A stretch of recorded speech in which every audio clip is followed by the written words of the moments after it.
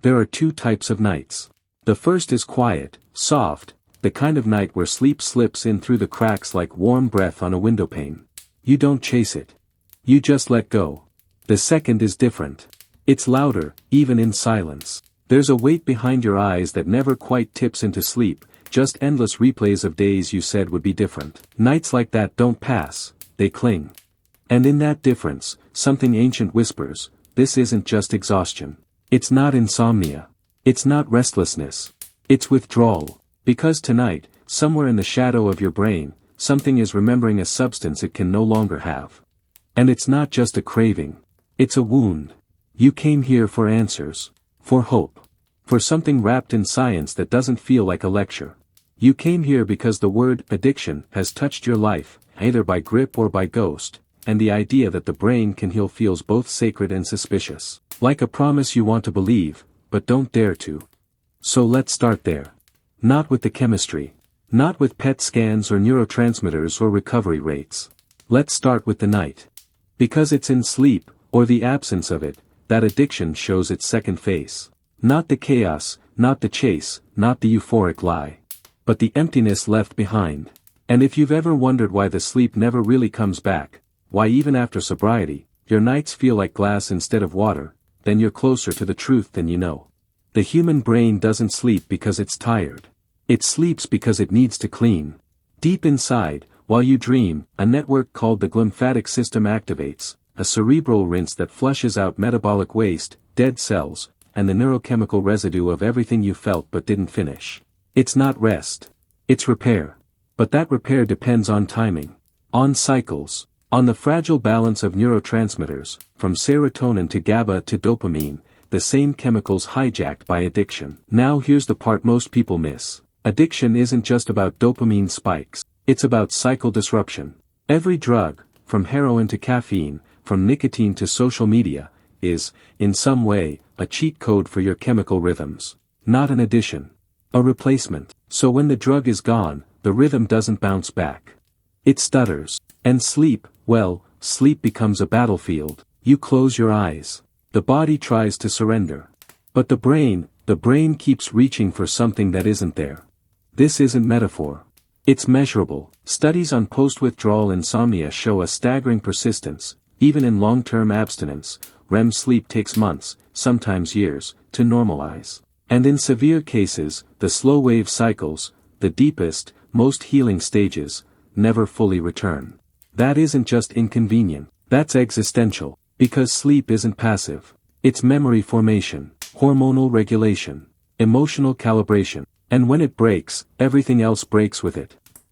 That's why the nights feel like this. Not broken because of your willpower, broken because of neurobiology. And here's the truth nobody tells you. Addiction isn't just a high you chase. It's a rhythm you lose. You can feel it, can't you? That subtle ache beneath the surface, not pain exactly, but a waiting. A sense that something in your body knows how to heal, but doesn't remember how to begin. Science calls this neuroadaptation. A reshaping of the brain's expectations after long exposure to artificial stimuli. It's not just that dopamine receptors downregulate. It's that the very architecture of experience starts to favor the shortcut, the surge, over the cycle. In other words, your brain forgets how to wait. And waiting is the essence of sleep. Of sobriety. Of healing. So if you're wondering why every night feels longer, emptier, sharper, it's not because you're weak. It's because your brain is learning how to trust time again. That's the real work of recovery. Not resisting temptation. Rebuilding rhythm. And still, somewhere deeper, a question lingers like static under all this science.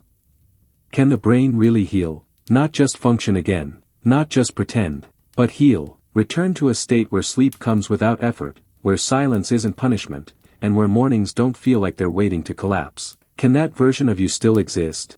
We don't answer that here. Not yet. Because real answers don't come at the beginning. They come. And this descent won't be dramatic. It will be slow, patient, intimate. Like sleep, it won't arrive all at once. But when it does, you'll feel it. And maybe, if you listen closely enough, you'll start to remember what healing sounds like. The brain is not a liar. But it is easily misled. especially by itself. When people imagine recovery, they picture effort, determination, the climb. They don't picture stillness. They don't picture confusion, and they certainly don't picture doubt.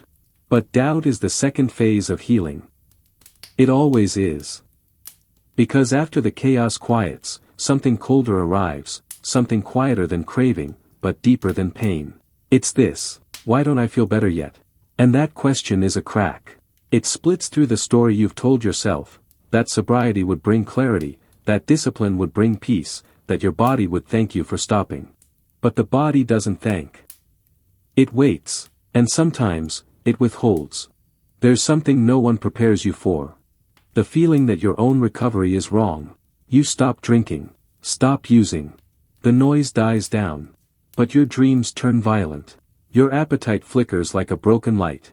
And sleep, this basic, innocent function, begins to feel like punishment. So you start wondering.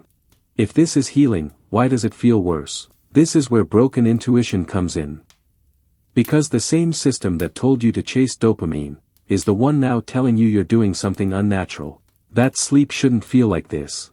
That peace shouldn't feel hollow. And in a way, it's right. You're not going crazy. You're recalibrating. Let's break this apart. Imagine your brain as a city, billions of neurons lighting up like buildings at night. Everything connected. Everything timed. A perfect, chaotic rhythm. Now imagine that, over months or years, a new expressway gets built. A fast lane. A shortcut. That's addiction. The brain starts routing more and more traffic through this artificial path, bypassing slower, healthier routes. And the rest of the city dims. When you stop, the shortcut vanishes. But the rest of the city hasn't recovered yet. Some parts are still shut down. Others are confused. And the traffic, your thoughts, emotions, reactions, starts jamming in all the wrong places. This includes your sleep cycle, your hormones, your sense of reward, even your body's interpretation of time. So no, it's not just in your head. It's in your architecture. That's why your intuition betrays you in recovery. It tells you to fix fatigue with coffee, to fix loneliness with scrolling, to fix silence with noise. Because these were once coping mechanisms, not logical choices, but neural patterns. And the moment you deprive the brain of its fastest reward, it doesn't say thank you. It panics. In neurobiological terms, you're entering a state of hypodopaminergic function. It's not just less pleasure, it's a muted signal across the entire limbic system. Colors fade, sounds flatten, time stretches. And worst of all, you stop trusting yourself. This is the paradox. Healing makes you feel less human before it brings you back. And because we've been trained to trust our feelings above all else, we start believing we've made a mistake. Let's say it plainly.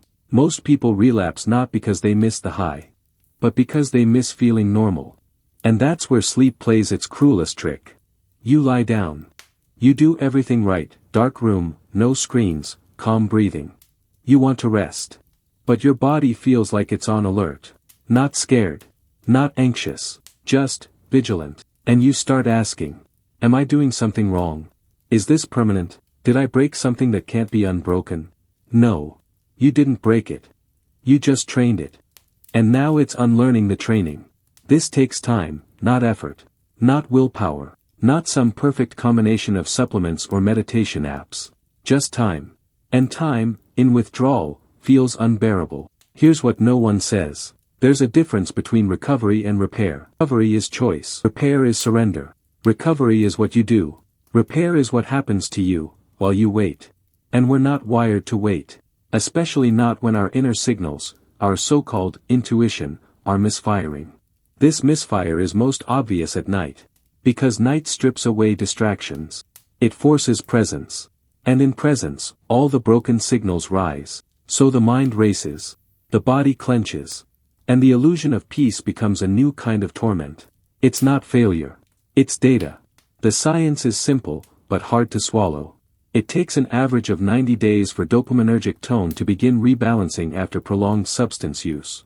Another 6 to 12 months for circadian rhythm to fully resynchronize. And in some cases, especially in stimulant or alcohol withdrawal, REM rebound may cause worse dreams and lighter sleep during the very phase we associate with progress. But there's a deeper fact behind this. Healing isn't linear. It loops, not in circles, but spirals. You return to the same feelings, exhaustion, doubt, fog, but with slightly different eyes each time. That's the nature of neuroplasticity. It doesn't give you clean restarts. It gives you messy renovations, which means you'll feel like you're failing, even when you're healing.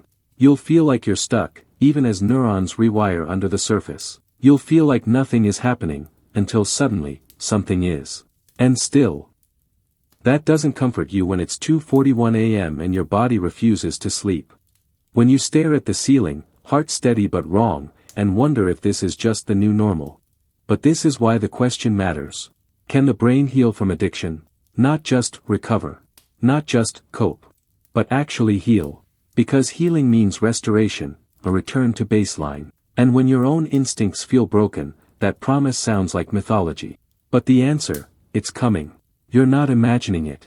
You're not alone in it. And no, this isn't forever. It just feels like it. And in that quiet, awful feeling, you're actually further along than you think. The body forgets slowly. But the brain forgets strategically. Not everything gets erased after addiction. Not every memory, or reflex, or urge. Instead, what fades, in layers, not all at once, is the scaffolding of the addiction itself. The networks that supported it. The chemistry that rewarded it. The identity that believed in it. And right now, you may not feel any of that fading. Because most healing doesn't begin with light. It begins with proof. So let's gather the evidence. Not the hopeful kind. Not the kind wrapped in 12-step slogans or testimonials from people you'll never meet. The kind buried in peer-reviewed scans. In electrical pulses. In slices of brain tissue seen through decades of relentless, quiet science. The kind that doesn't beg you to believe it. Just to sit with it. Because under the right lens, we see something profound. The addicted brain is not lost. It's rewritable.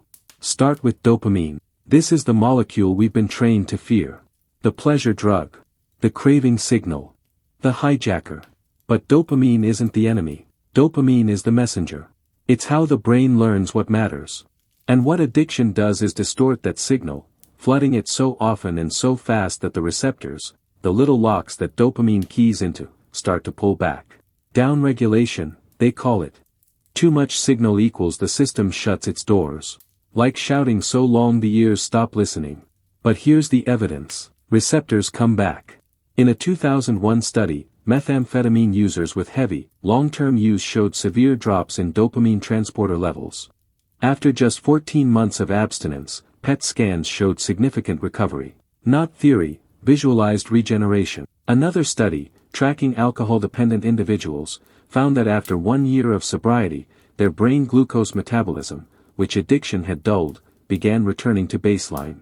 And in one of the most cited longitudinal trials of cocaine abusers, researchers found a progressive restoration of both D2 receptor availability and prefrontal cortex blood flow over 24 months. Not only that, those who regained the most function were the ones who stayed clean the longest, not necessarily those who started out the healthiest. The conclusion: the brain doesn't just heal if it can. It heals because it can. Now, we move deeper.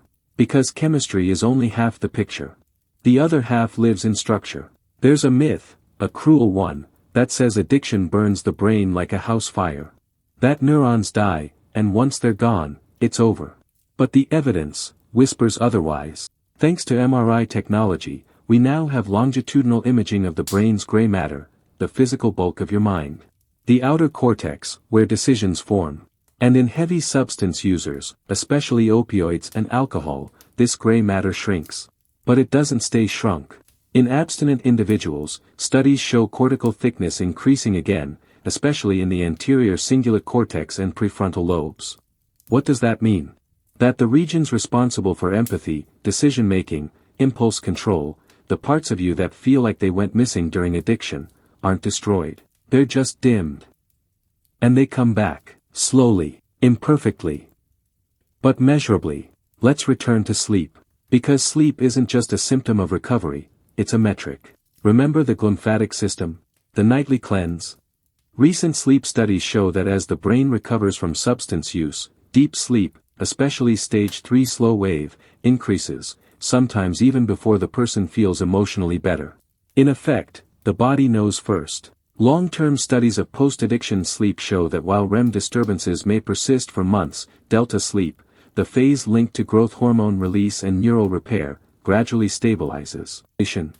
The brain begins rebuilding itself before you feel rebuilt. And sleep is one of the first places this shows up. This is crucial. Because it means your insomnia, your restless dreams, your aching fatigue, they're not signs of failure. They're the sound of your brain laying bricks. You're not dying. You're renovating. Still not convinced. Let's move to the hippocampus, the seat of memory. Heavy drinking and prolonged drug use reduce hippocampal volume. You lose literal mass, memory capacity, spatial awareness, even elements of identity. But in abstinent individuals, especially those who engage in cognitive therapy, exercise, and consistent sleep cycles, this volume grows back. A study in neuropsychopharmacology found that in abstinent alcoholics, hippocampal volume increased significantly over just 6 weeks of detox. Not imagined improvement. Physical regeneration. It gets better. In smokers, people with years of nicotine use, fMRI studies showed increased activity in regions associated with reward anticipation and cognitive control after just 6 to 8 weeks of cessation. The more they stayed clean, the more the brain lit up. And if even nicotine, a substance often dismissed as mild, can reshape your mental circuitry through absence, what does that say about the deeper mechanisms? It says the brain remembers how to heal, even after forgetting why. But we aren't machines. We aren't just chemistry and synapses. So here's the quiet evidence, the kind no scan can show. The stories. Not just the success ones.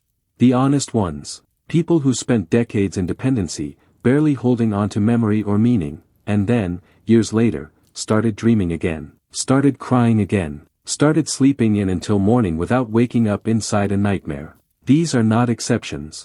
They are patterns. The brain rewires in silence, without permission, without applause. And yes, sometimes it takes longer than science can measure. Sometimes the damage feels emotional more than neural. Sometimes healing shows up as emptiness, not energy. But emptiness isn't absence. It's space. And in that space, new rhythms begin. Here's what the data doesn't say, but still means. Yes, the brain can heal. No, not like new. Not like before. But like something earned. And that kind of healing, the long, slow, self-witnessed kind, has its own circuitry. Not just neurons, not just transmitters. But a story, encoded in the folds of the cortex. A story that says, you left. You returned. And I waited.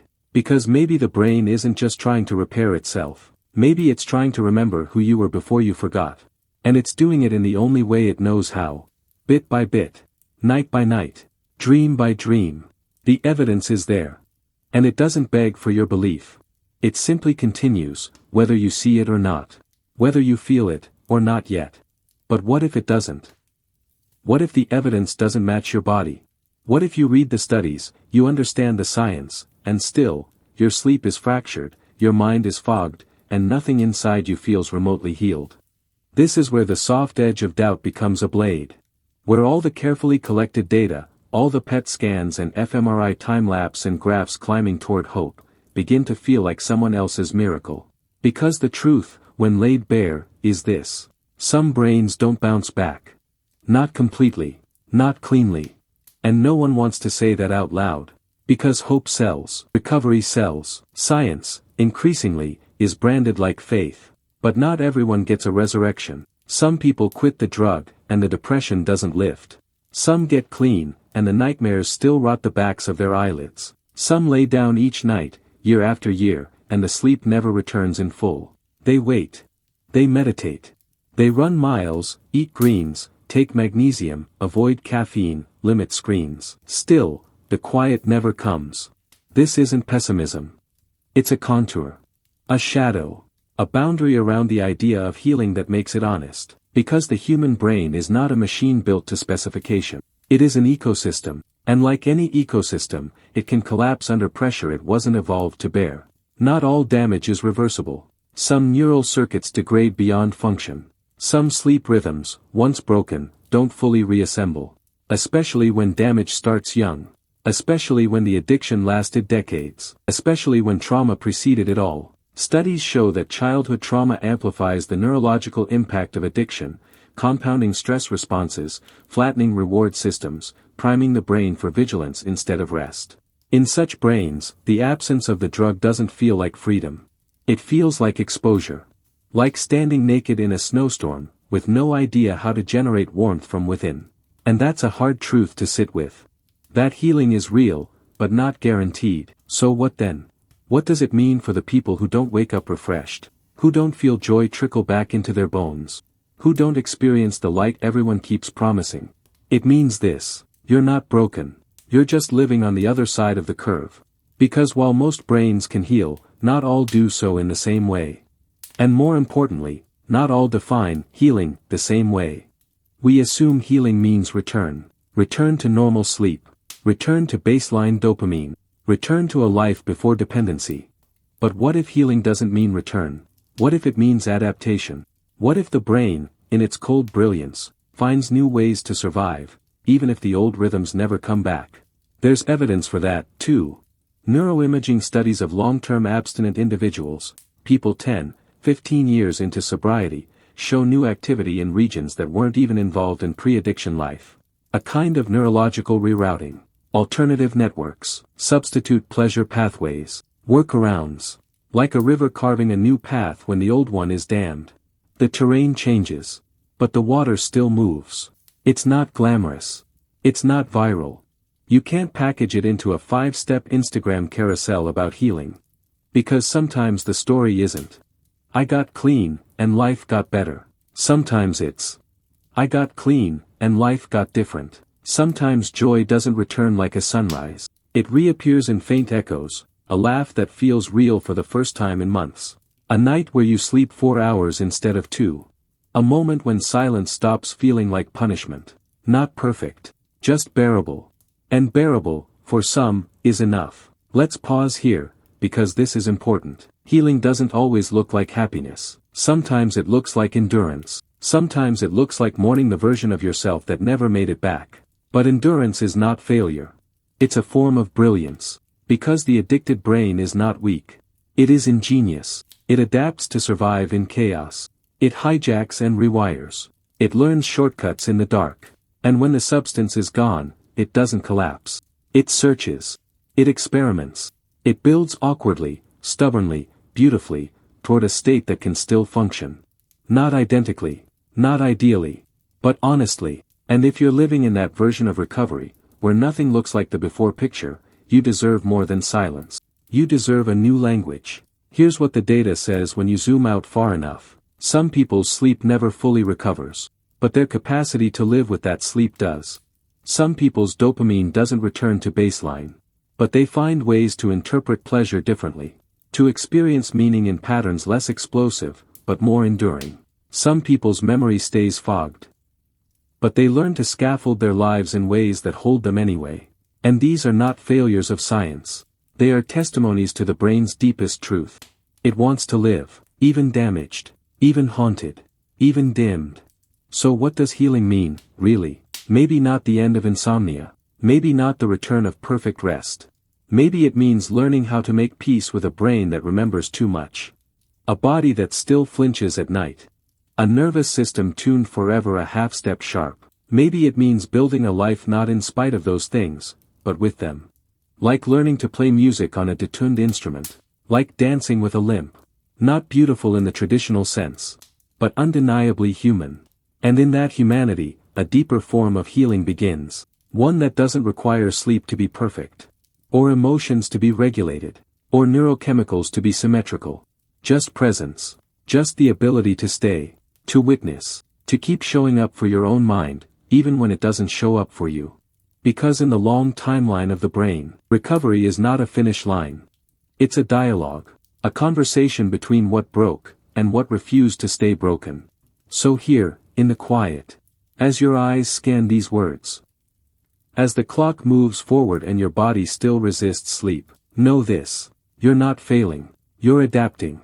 And maybe, just maybe, that's the kind of healing that matters most. Because it's not measured in symmetry. It's measured in willingness. And if you're still here, still breathing, still trying. Then your brain is doing something miraculous, even if it doesn't feel like it. Even if the world never sees it. Even if the night never ends. It always starts the same way. A breath in the dark. A glance at the clock. 3:14 a.m. Again. But something is different this time, not in the world, not in your body, but in how you're watching it all. Less panic. Less shame. The exhaustion is still there, but it's quieter now. Worn at the edges. You don't reach for your phone. You don't curse yourself. You just breathe. That's the beginning of synthesis. Not a cure. A coherence. Because healing doesn't arrive like a revelation. It gathers like fog, soft and slow, until one day you realize you can see the ground again. And so now, standing in the center of science and suffering, of evidence and exception, something begins to take shape. A third thing. A truth big enough to hold both your struggle and your progress without contradiction. It sounds like this. The brain can heal. But not by becoming what it was. It heals by becoming something new. Let's remember where we've been. You began with sleeplessness. The gnawing nights, the phantom pain of a brain unlearning addiction. The sense that your rhythms were broken beyond repair. Then came the misfiring intuition. That unsettling dissonance between what you know and what you feel. Between what science promises and what your nights deliver. Next, the evidence, the PET scans, the neurotransmitters, the gray matter regrowth, layered with proof that your brain is not a dead end. That neuroplasticity isn't poetry, it's physics. And then the shadow crept in. The counter case. The uncomfortable truth that some damage lingers. That not every system returns to baseline. That adaptation sometimes replaces recovery. And that endurance, quiet, daily, unspectacular, is a form of triumph. Now comes the synthesis. Where you stop asking whether it will ever be like it was. And start asking what it could become. We are taught to view the brain as a map. Addiction rips holes in the map. Recovery, then, must mean stitching it back to how it looked before. But the brain is not a map. It is a landscape. It is not meant to be restored. It is meant to evolve. And sleep, too, is not a switch you flip. It is a forest you walk back into. Slowly, carefully. Without certainty that the old path still exists. This is synthesis. The point where you stop waiting for your past biology to return, and begin collaborating with the one you have now. You stop fighting the insomnia like an enemy, and begin treating it like weather. You learn to adjust, to shelter, to work with your mind instead of against its silence. What does this look like, practically? It looks like noticing when fatigue becomes fear, and choosing stillness anyway. It looks like understanding that REM disruption doesn't mean you're broken, just in process. It looks like no longer searching for the right feeling to validate your progress, and instead watching what changes, no matter how small. Because change is the key. Not joy, not peace, not even sleep. Just movement. Movement in how you speak to yourself. Movement in how long it takes the panic to fade. Movement in the dreams, maybe chaotic, maybe unpleasant, but dreams nonetheless, where once there was only black. And that movement is biological. You are watching your brain shift its architecture, not back to what it was, but forward into what it can become. Here's something few will tell you. Healing creates grief. Because when the fog lifts, you don't just see clearly. You see what you missed. You see the years lost to static, the people who drifted, the version of yourself who didn't get to finish becoming. And that grief doesn't mean failure. It means your emotional system is online again. Tears are not weakness, they are evidence of repair. We know this, cortisol levels drop after crying. Emotional regulation improves. Oxytocin rises. The body finds rhythm again, not through control, but release. So cry. Not because it fixes anything. But because it acknowledges something. That you've survived. That your brain is not the villain in this story, it's the protagonist. Wounded. Adaptable. Still trying. Let's return, briefly, to sleep. Not as a metric. Not as a punishment. But as a mirror. Because sleep reflects not just how tired you are, but how safe you are. And safety is the hardest thing to rebuild after addiction. Safety in stillness. Safety in self. Safety in silence. And it's possible that the insomnia, the broken cycles, the midnight pacing, are not symptoms of addiction anymore. They're symptoms of a nervous system still testing the world. Can I fall asleep without being punished? Can I wake up without dread? Can I rest without being forgotten? And the answer won't come quickly. But it will come. Because healing isn't about finding the switch. It's about proving to your body, night after night, that it no longer has to be at war. Synthesis also means complexity. It means no longer needing one answer. It means holding multiple truths in your hands and choosing to live anyway. Yes, your brain was hijacked. Yes, it's healing. Yes, some parts may never fully return. Yes, you're allowed to grieve that. And yes, you're still becoming something whole. Not the same. Not new. Just, undeniably alive. And sleep will come, eventually. Not like a reward. But like a visitor that no longer feels threatened. Because the brain doesn't sleep when it's done working. It sleeps when it feels safe enough to stop. And every night you try again, without escape, without sedation, without running, you teach it that safety is real. Even if it's slow. Even if it's silent. Even if it hurts. So where are we now? Somewhere between the evidence and the emptiness. Somewhere between measurable progress and invisible wounds. Somewhere human. Because in the end, the science is a map. But you are the territory. Messy. Incomplete. Still unfolding. And that's the secret synthesis teaches us. Healing isn't something you achieve. It's something you participate in. And by being here, awake or not, certain or not, you already are. But this isn't the end. Because as the synthesis settles in, something else begins to stir beneath it. A question. One you may not even have words for yet. Something wide.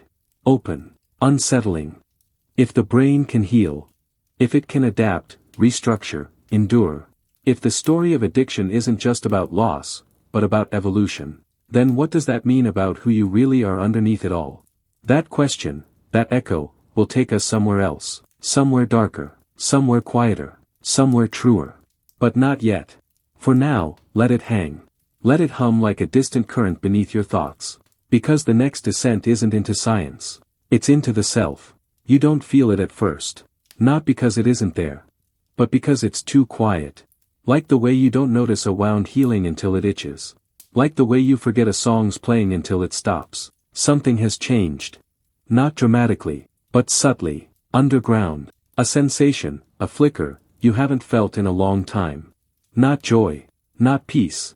Just, stillness. Not the kind that follows surrender. The kind that comes before it.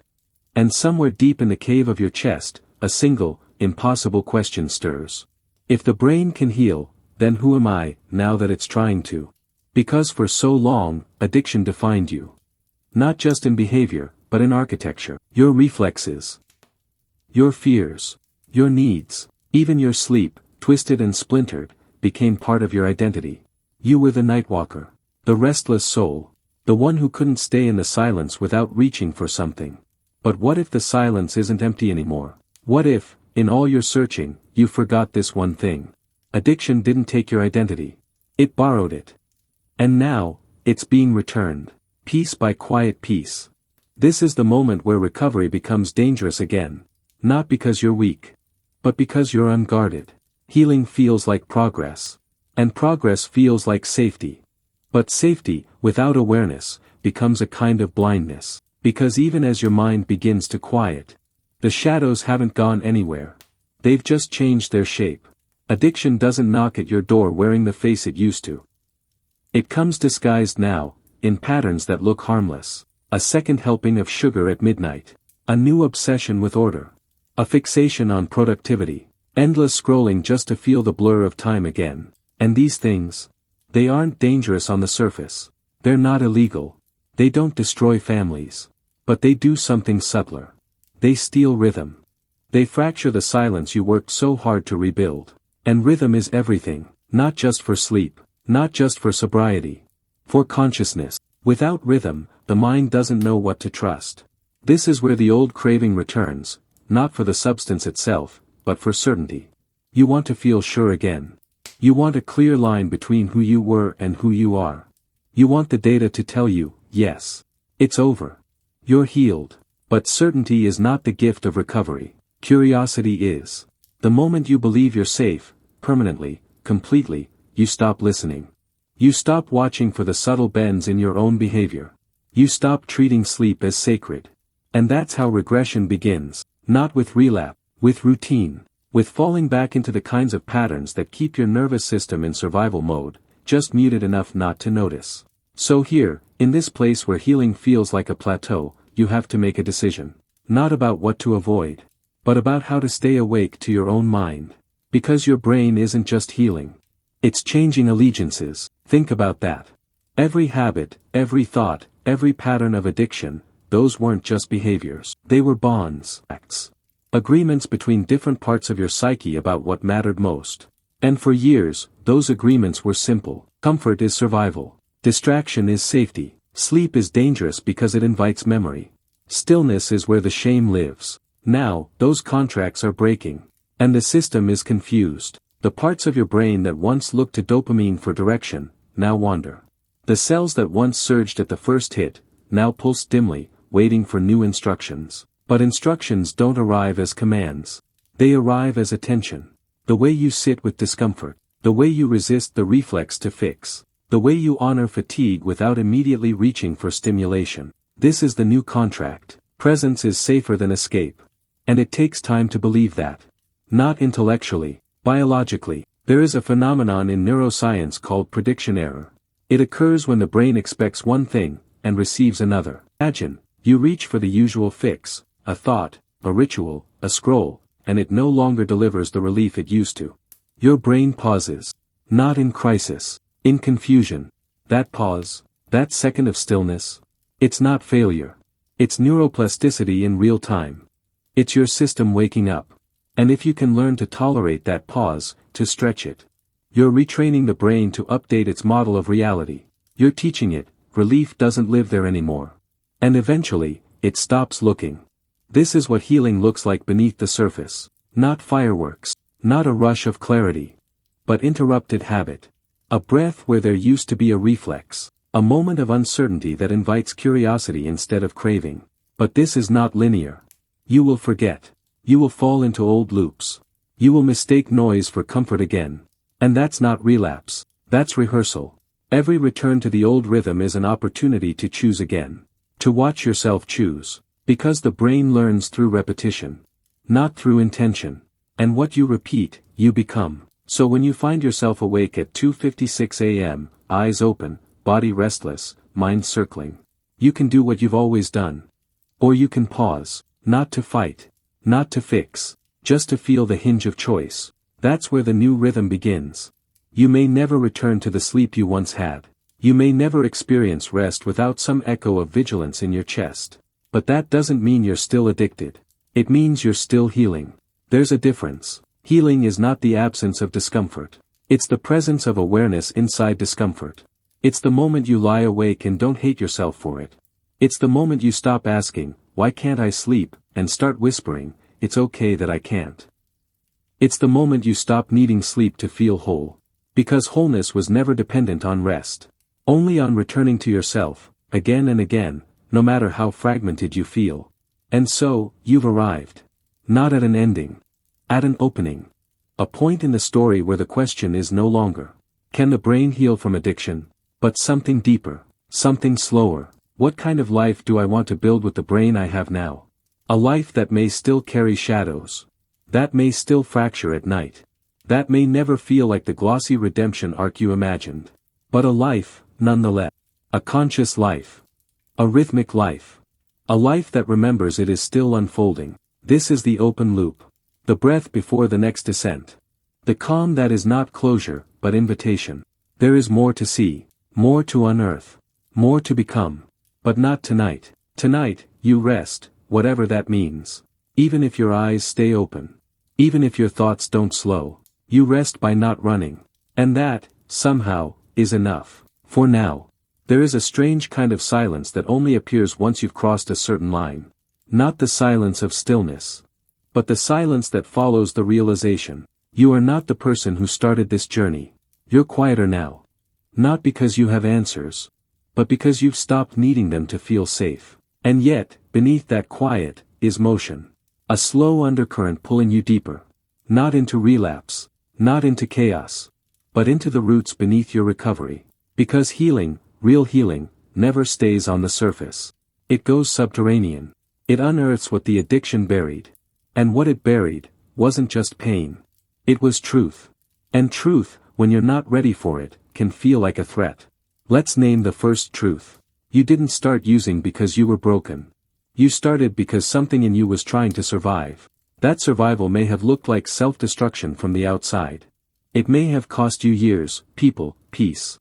But the first impulse, the original gesture, wasn't sabotage. It was strategy.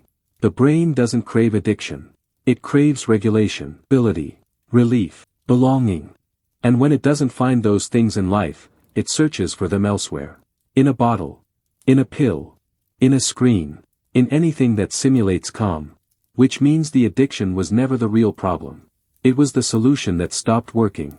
And now, as your brain relearns how to live without that shortcut, the problem underneath it begins to surface. This is the descent, not into despair, into origin. Back to the first time you taught your body it wasn't safe to feel.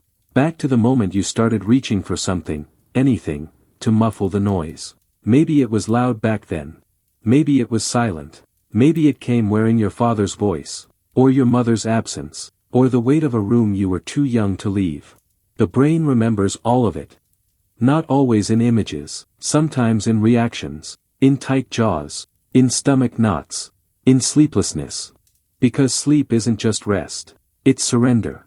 And you don't surrender if your nervous system still believes the world is a threat. The science backs this. Trauma doesn't just shape memory, it reshapes biology. In trauma survivors, the amygdala, the brain's alarm system, is hyperactive. The prefrontal cortex, the rational gatekeeper, becomes inhibited. The hippocampus, responsible for integrating experience, shrinks. This means time warps. Emotions distort. Sleep becomes fragmented. Add addiction to the mix, and the system enters a feedback loop. Trauma leads to addiction. Addiction deepens trauma. Both sabotage sleep. So even after the substance is gone, the trauma remains. Waiting. Lingering. Still whispering. You're not safe. Don't rest. Don't soften. Don't trust the quiet. And this is where the real work begins. Not to fix the trauma, but to relate to it differently. This is the turning point. Because for most of your life, the question has been, how do I stop the addiction? But now, a deeper question emerges. What pain was the addiction helping me survive? You don't have to answer it out loud. You don't have to analyze or remember every scene. But you do have to feel the shape of that question in your body. You do have to acknowledge that what's keeping you awake at night might not be chemical imbalance. It might be unprocessed memory. Not remembered in your mind, but stored in your skin, your breath, your spine. The kind of memory that returns not in images, but in the inability to rest. The inability to let go of watching. As if your nervous system is still guarding a door no one ever closed. There is a phrase in trauma psychology. The body keeps the score. But it also keeps the rhythm. And for many in recovery, the deepest work is not emotional, it's rhythmic. It's about teaching the body how to trust stillness again. Because if the addiction was a false rhythm, a stolen song, a synthetic beat, then healing isn't just about abstaining from that rhythm. It's about finding your original one. And that takes more than time. It takes listening. It takes slowness. It takes the kind of attention most of us were never taught to give ourselves. You're not alone in this.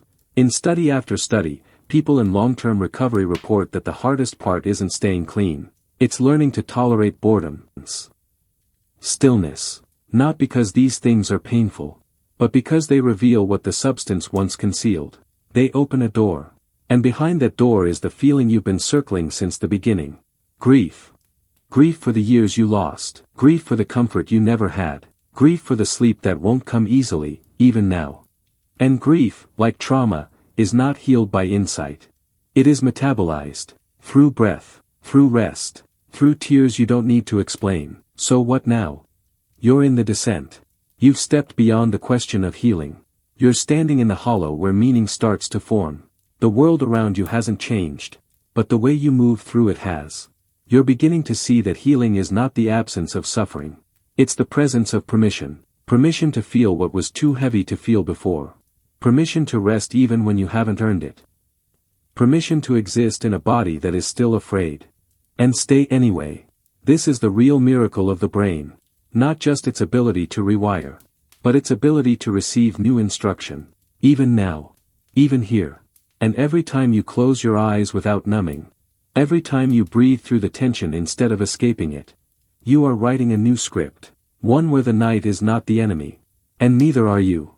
The descent will continue. There are more layers to meet. More stories to unearth. More patterns to rewrite. But for now, remember, you don't need to be fixed. You need to be witnessed. By yourself. By your breath. By the part of your mind that never stopped waiting for your return. Sleep will come. Not like a storm. But like the tide. Pulled not by effort, but by gravity. And that gravity? It's you. Still here. Still healing. Still unfolding. The brain does not speak in words. Not first. Not at the beginning. Before language, before thought, before any names for what happened, there was only sensation. Cold skin, tight chest, the distant hum of threat. We tend to think of memory as story. But some of the deepest memories never formed sentences. They formed reactions. And that's what addiction often protected you from. Not the events themselves, but the reverberations. The body has always remembered what the mind was allowed to forget.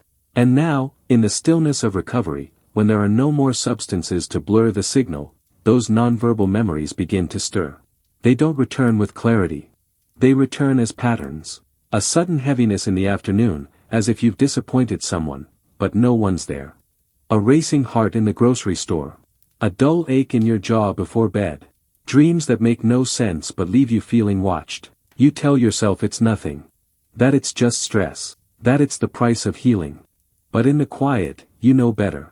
You're not breaking. You're remembering. Not in the mind. In the nervous system. Let's step into the science.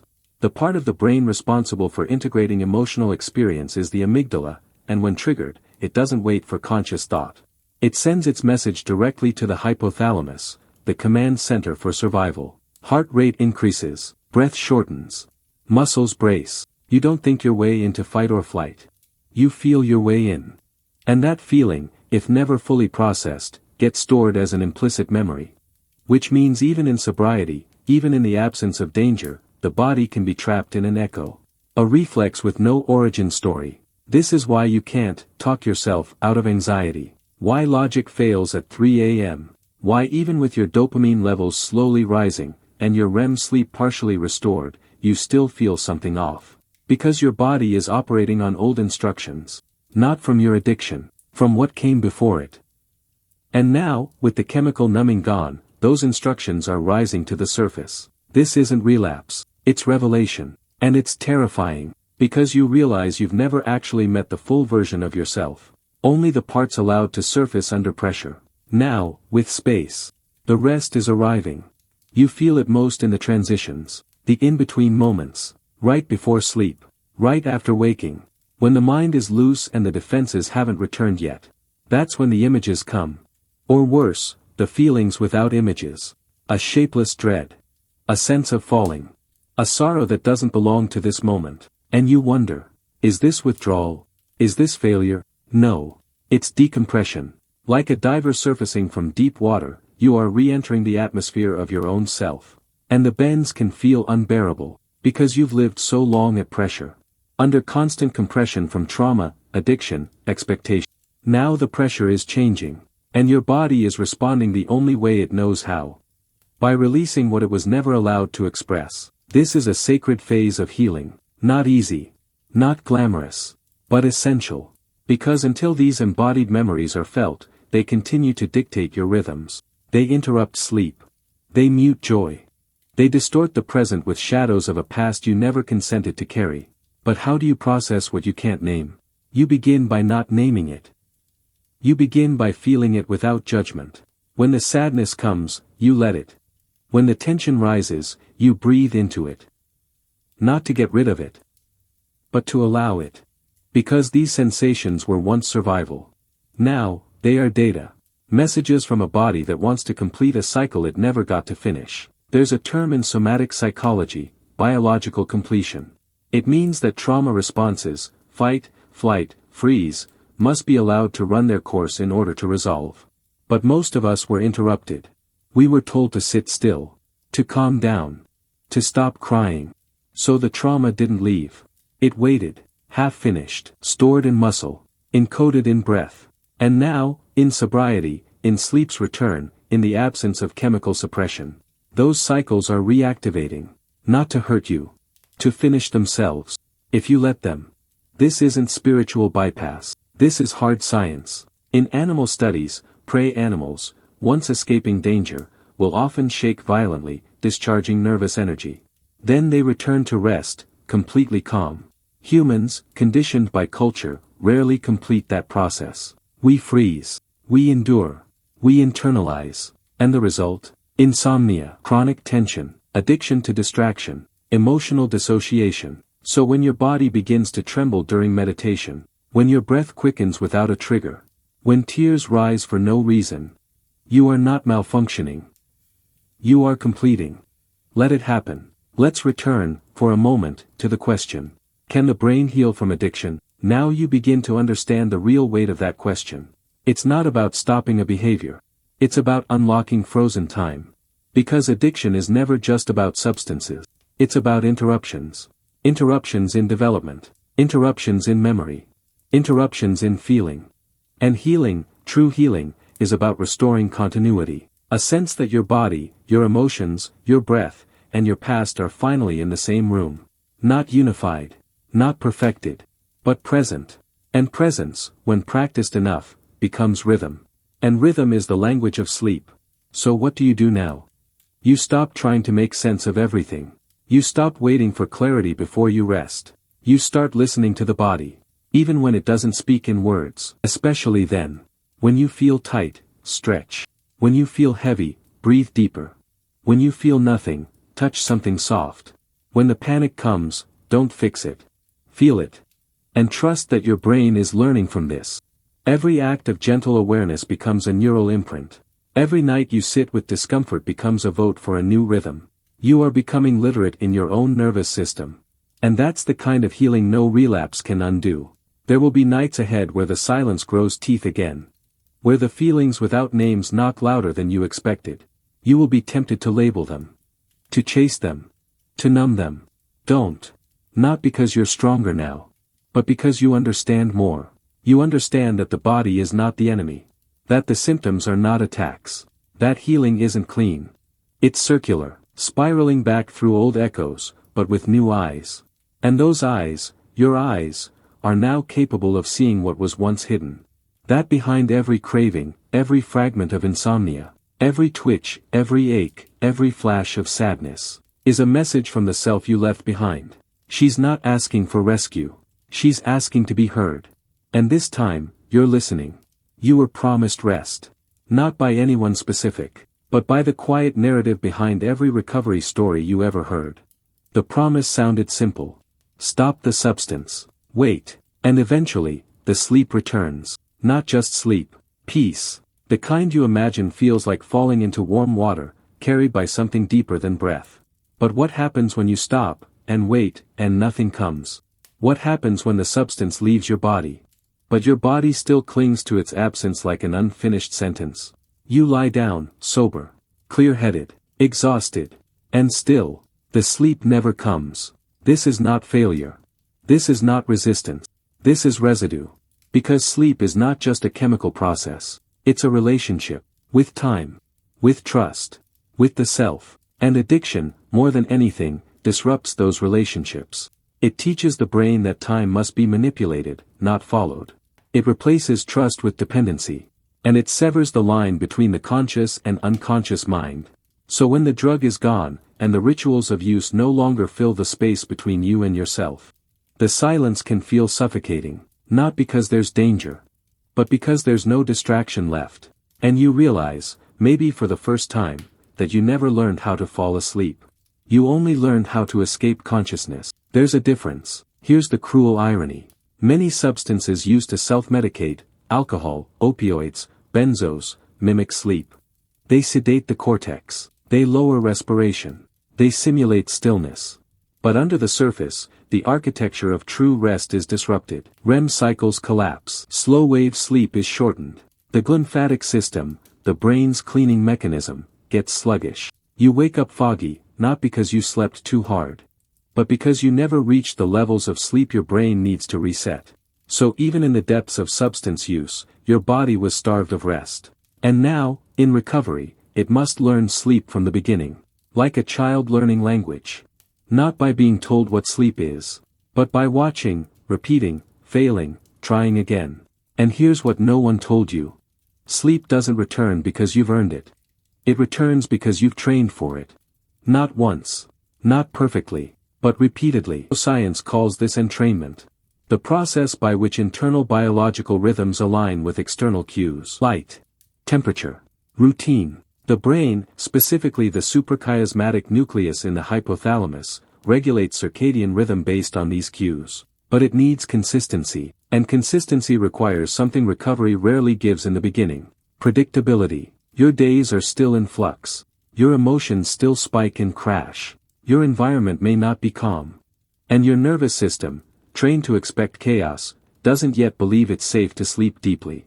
So instead of sedating the symptoms, you have to re-educate the system, night by night, minute by minute, by creating conditions that say, without words, you are safe now.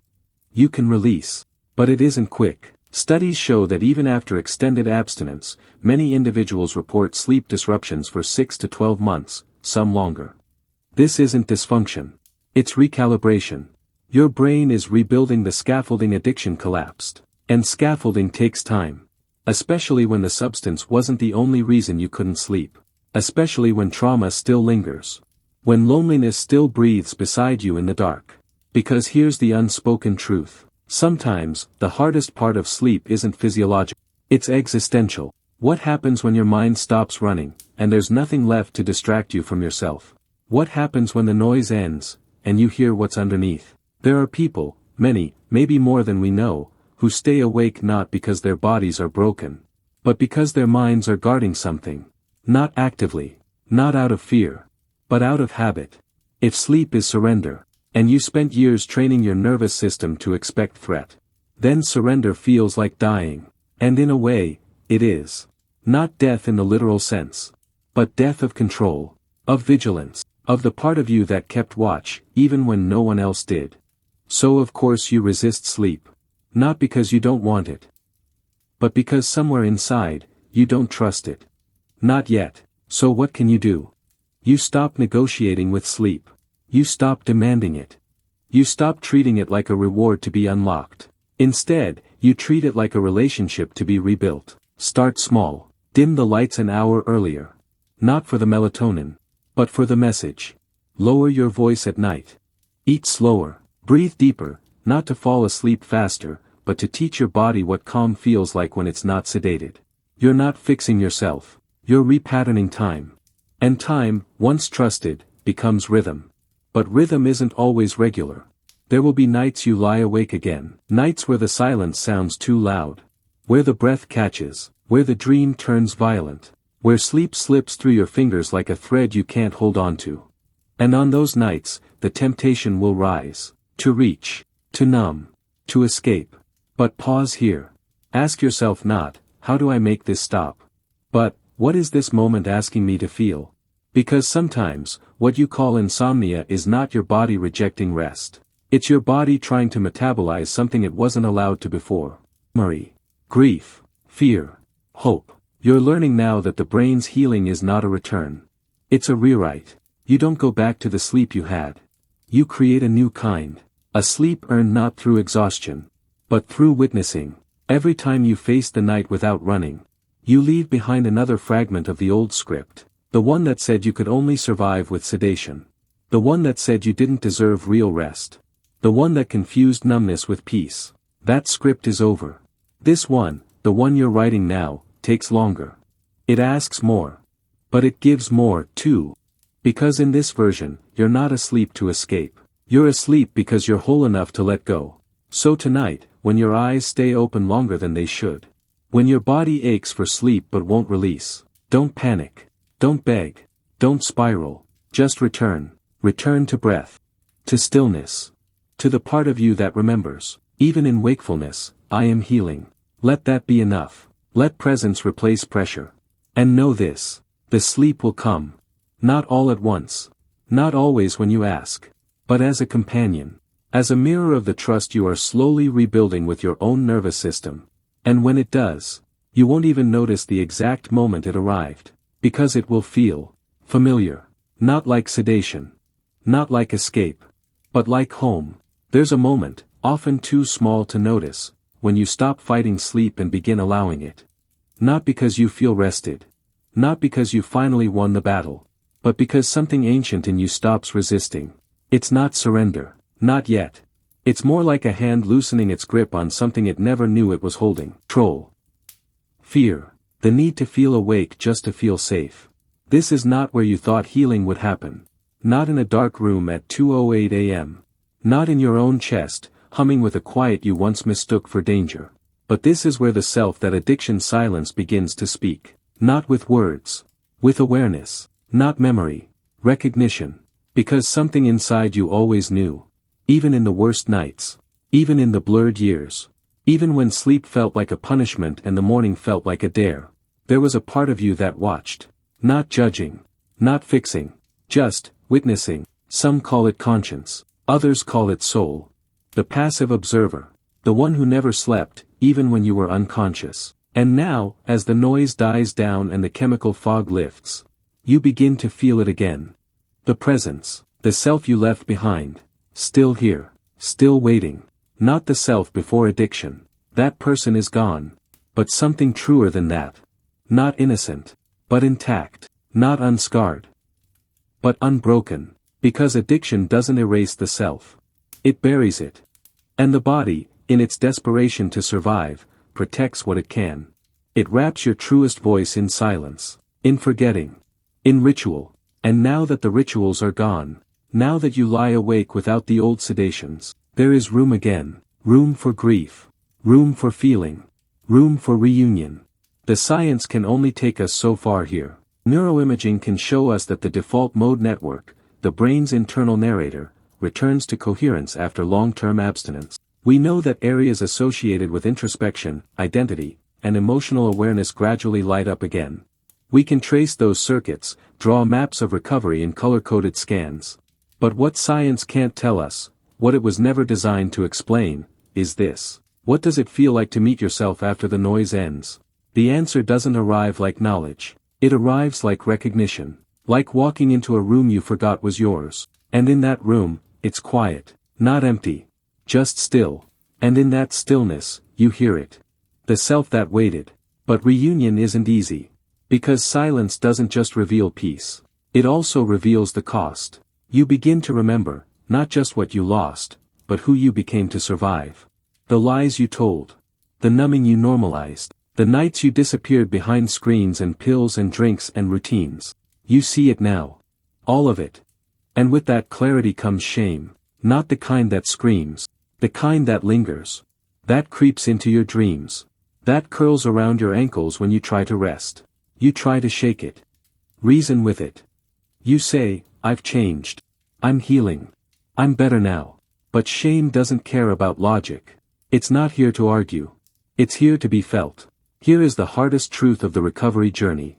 Healing will make you feel worse before it makes you feel whole. Because clarity exposes everything the fog concealed. And that includes the pain you caused. To yourself.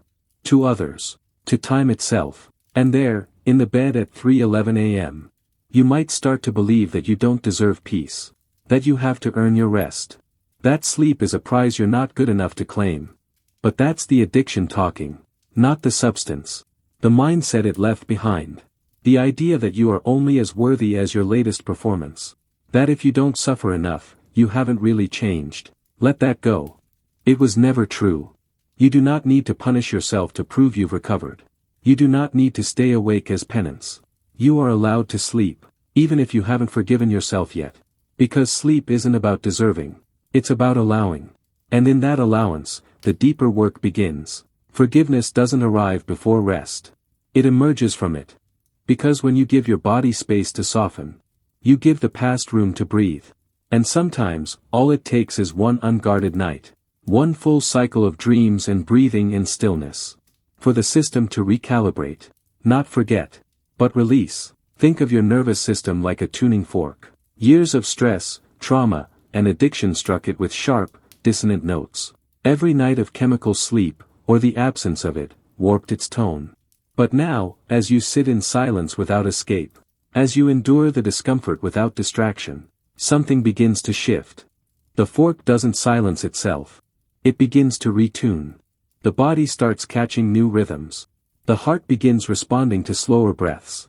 The cortisol drops. The parasympathetic system steps forward. And then, one night, the sleep comes differently. Not heavy like sedation. Not broken like withdrawal. But soft, gentle, trusting. And maybe that night hasn't come yet. Maybe you're still in the ache. Still pacing the perimeter of your mind. Still waiting for the music to return. That's okay. Because even here, in the unrest, you are closer than you've ever been. Closer to the self that waited. Closer to the rhythms you lost. Closer to the kind of sleep that doesn't erase, but integrates. You don't need to arrive. You just need to remain. Because what you're learning isn't how to sleep. It's how to be with yourself, without sedation, without escape, without apology. And that, more than anything, is the sign that healing has begun. So close your eyes. Not because you're tired. But because you're willing. Let the silence return, not as an enemy. But as a language you're learning again. And in that silence, listen, not for answers. Not for dreams. But for the heartbeat beneath it all. The self that waited, still here. Still whole. Still your. There are sounds only the night hears. Not the clangs of traffic or distant dogs. Not even the breath beside you, steady in someone else's sleep. But internal sounds. The kind that don't register on microphones. The soft hiss of thought. The low-frequency hum of fear. The feedback loop of memory misfiring in the dark. These are not hallucinations. They're echoes. Residues of what addiction once masked. And now that you're awake, fully awake, not just physically but sober in presence, those echoes are becoming clearer. They don't shout. They whisper. And what they whisper is not always easy to hear. You thought healing would be like climbing out of a cave. Darkness, then light. Cold, then sun. Silence, then laughter. But what no one warned you is this. Some caves don't lead out. They lead in. Not deeper into despair, but deeper into yourself. Because beneath addiction was never just a habit. It was a system. An ecosystem of avoidance, of substitution, of carefully curated emotional edits. And when that system collapsed, it didn't leave behind emptiness. It left behind truths you couldn't bear to feel until now. Which means, right now, what's keeping you from sleep is not chemistry. It's content. Not the noise of the world. But the noise within. Let's talk about dreams. In early recovery, they often return violently. Not nightmares in the horror movie sense, but dreams that feel loud. Dreams soaked in color, in urgency, in old patterns. You dream of using again. You dream of running. You dream of people you haven't spoken to in years, saying things they never said. In places that no longer exist. You wake up sweating, heart thudding, mouth dry. Not because you want the substance again. But because your subconscious never stopped looping the scene. This isn't regression. It's integration. Your brain is playing catch-up with your body. Your mind is beginning to metabolize what was never digested. And just like food, unprocessed memory rots inside us. Dreams are one way the body begins to release the rot. Here's what neuroscience tells us. REM sleep, rapid eye movement, is critical not just for cognitive function, but for emotional reconciliation. During REM, the brain activates the amygdala and hippocampus, the centers for emotion and memory, and replays fragments of experience, reorganizing them for long-term storage. But in addiction, REM is suppressed. Artificial substances short-circuit the architecture of deep sleep. The brain is never allowed to complete its nightly cleaning. So when you quit, when you strip away the chemical shortcuts, REM rebounds, and with it comes the flood. The dreams intensify. The emotional residue becomes visceral. Sleep starts to feel dangerous, because suddenly, it's filled with feelings you tried to outrun. This is normal. This is evidence. This is healing. But the body doesn't know that yet. It still wakes in panic, confused by the rush of forgotten sensations. And so, recovery asks you to hold two things at once. The knowledge that these echoes are signs of progress. The experience that they still hurt. Because just like grief, dreams don't obey logic. They aren't healed by understanding. They are softened by attention. So what do? You stop trying to interpret them. You stop asking what they mean. You simply feel them through. Like weather. You wake up. You breathe. You let the dream leave your body like smoke. And you thank the system for remembering what the mind forgot. Because every dream, no matter how disorienting, is your brain saying, I'm ready now. Show me what I couldn't handle before. But not all echoes come in sleep. Some come in flashbacks, not the cinematic kind. But fragments. You're walking through a store, and suddenly a smell knocks something loose. A word. A gesture. A faint sound. And suddenly you're not here anymore. You're there. That place. That year. That version of you. Your chest tightens. Your breath shortens. And you feel a wave of shame for something that never happened in this moment. This is called limbic time travel. Your brain is not confused. It's just processing what was never allowed to complete. Because addiction isn't just a pattern of escape. It's a pattern of emotional freeze. And now that you've thawed, the backlogged experiences are rising to the surface. Not to drown you. To be felt and freed. There is no pill for this phase. No shortcut. No productivity hack. There is only the practice of presence. Sitting in the middle of the echo and saying, I see you. I remember you. You're allowed to leave now. It may take minutes. It may take months. But every time you respond this way, the signal changes. The amygdala cools. The prefrontal cortex re-engages. Your sleep, though disrupted, begins to stabilize. Not because the past disappears, but because your body finally trusts that it doesn't have to relive it to release it. And this brings us to the most delicate part of recovery. The shift from protection to participation. For so long, your nervous system was on high alert. Even in rest, it was guarding.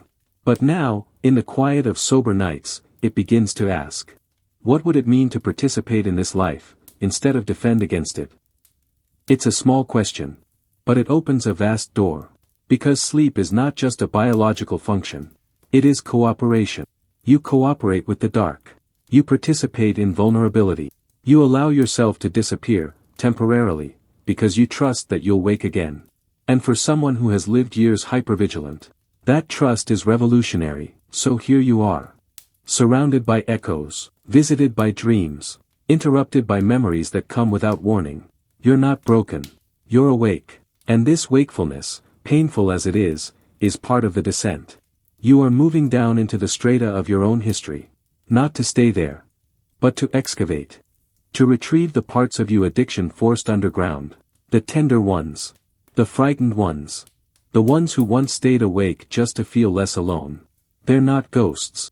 They're you. And they are ready to be welcomed back. Not as threats. Not as intrusions. But as parts of a mind that is learning how to trust itself again. This is what the brain does best, not forget. But integrate. Not erase. But restory. And every sleepless night, every trembling morning, every dream that startles instead of soothes, is a page in that new story. It's not about perfection. It's not about clarity. It's about coherence. And coherence, once felt, becomes rhythm. And rhythm, over time, becomes rest. There's a moment in every healing story where the idea of going back returns like an ache. Not going back to the substance, but to the self before the need for it. Before the sleeplessness. Before the hollow cravings. Before the rituals wrapped in shame. Before the body forgot how to rest. You remember that version of yourself. Or at least, you think you do. The way they laughed. The way they could fall asleep on the couch during a movie. Without a drink, without a pill, without the quiet panic of, will I sleep tonight? It seems innocent in retrospect. But nostalgia is a skilled liar. And healing, real healing, begins the moment you understand this. There is no going back. Only forward. Through. The brain doesn't reverse. It reconfigures. Neuroplasticity, the very miracle that allows your mind to recover, is not about returning to a previous state. It's about forming entirely new ones. New pathways. New rhythms. New meanings. You don't heal by becoming who you were. You heal by becoming who that person never had the chance to be. But the temptation to return is strong, especially in the middle of the night. Especially when sleep still feels just out of reach. You say things like, I wish I could just be normal again. I want things to go back to how they were. I miss how easy it used to be. But those are myths. What you miss wasn't ease. It was ignorance. The absence of awareness. The illusion that you were okay because the symptoms hadn't yet reached the surface. Addiction just made it impossible to pretend anymore. There's grief in that. Not just for the damage caused, but for the comfort of not knowing, of not seeing, of not feeling so much, all the time. Because now, everything feels exposed. The body. The thoughts. The sleep that won't arrive no matter how many rituals you honor. It's raw. And it's easy to believe that rawness is proof that something is wrong. But what if it's not? What if the rawness isn't the wound, but the healing? What if the sensitivity you now carry isn't a flaw, but a return to sensitivity itself? Let's pause here and reframe what healing actually means. It's not a straight line. It's not an endpoint. It's not even a gradual upward trend. It's a reorganization of the self under new principles. Addiction operated under one set. Avoid, numb, distract, survive. Recovery rewrites them. Feel, observe, remain, respond. And the brain, brilliant as it is, doesn't switch systems overnight. It negotiates. Some nights, it still favors the old model. It wants relief, fast, absolute. Sleep becomes another transaction. I've been good today. I deserve rest. But healing doesn't bargain. It builds. And building is slow. Especially when the architecture it's replacing ran on urgency. So now you find yourself between two selves. The one who craves stillness but fears it. And the one emerging, slowly, who can sit inside silence and not mistake it for danger. This is the threshold. And it's uncomfortable by design. Because identity, like biology, doesn't change without disruption. You're no longer the person who couldn't stop. But you're not yet the person who knows how to stay. And the space between those identities is filled with insomnia, doubt, and something that feels like failure. But isn't. It's transition. Think of it like this. Your brain is rebuilding a house while you're still living in it. Sleep in one room, and the floor might creak. Rest in another, and the walls might still remember fire. But the house is still yours, and every night you stay inside it. Every night you don't flee back into distraction. You reclaim another corner. Even when you don't sleep. Even when you wake up 30 times. Even when the dreams hurt more than they soothe. You are not just surviving the night. You are rewriting your relationship with it. And that matters more than you know. Here's what the data shows us. And what it never quite explains fully. Long-term abstinence is associated with slow but measurable improvements in sleep architecture. REM latency shortens. Delta wave activity returns. Cortisol levels regulate. Melatonin begins to follow its old path. But the averages never show the shape of a single night.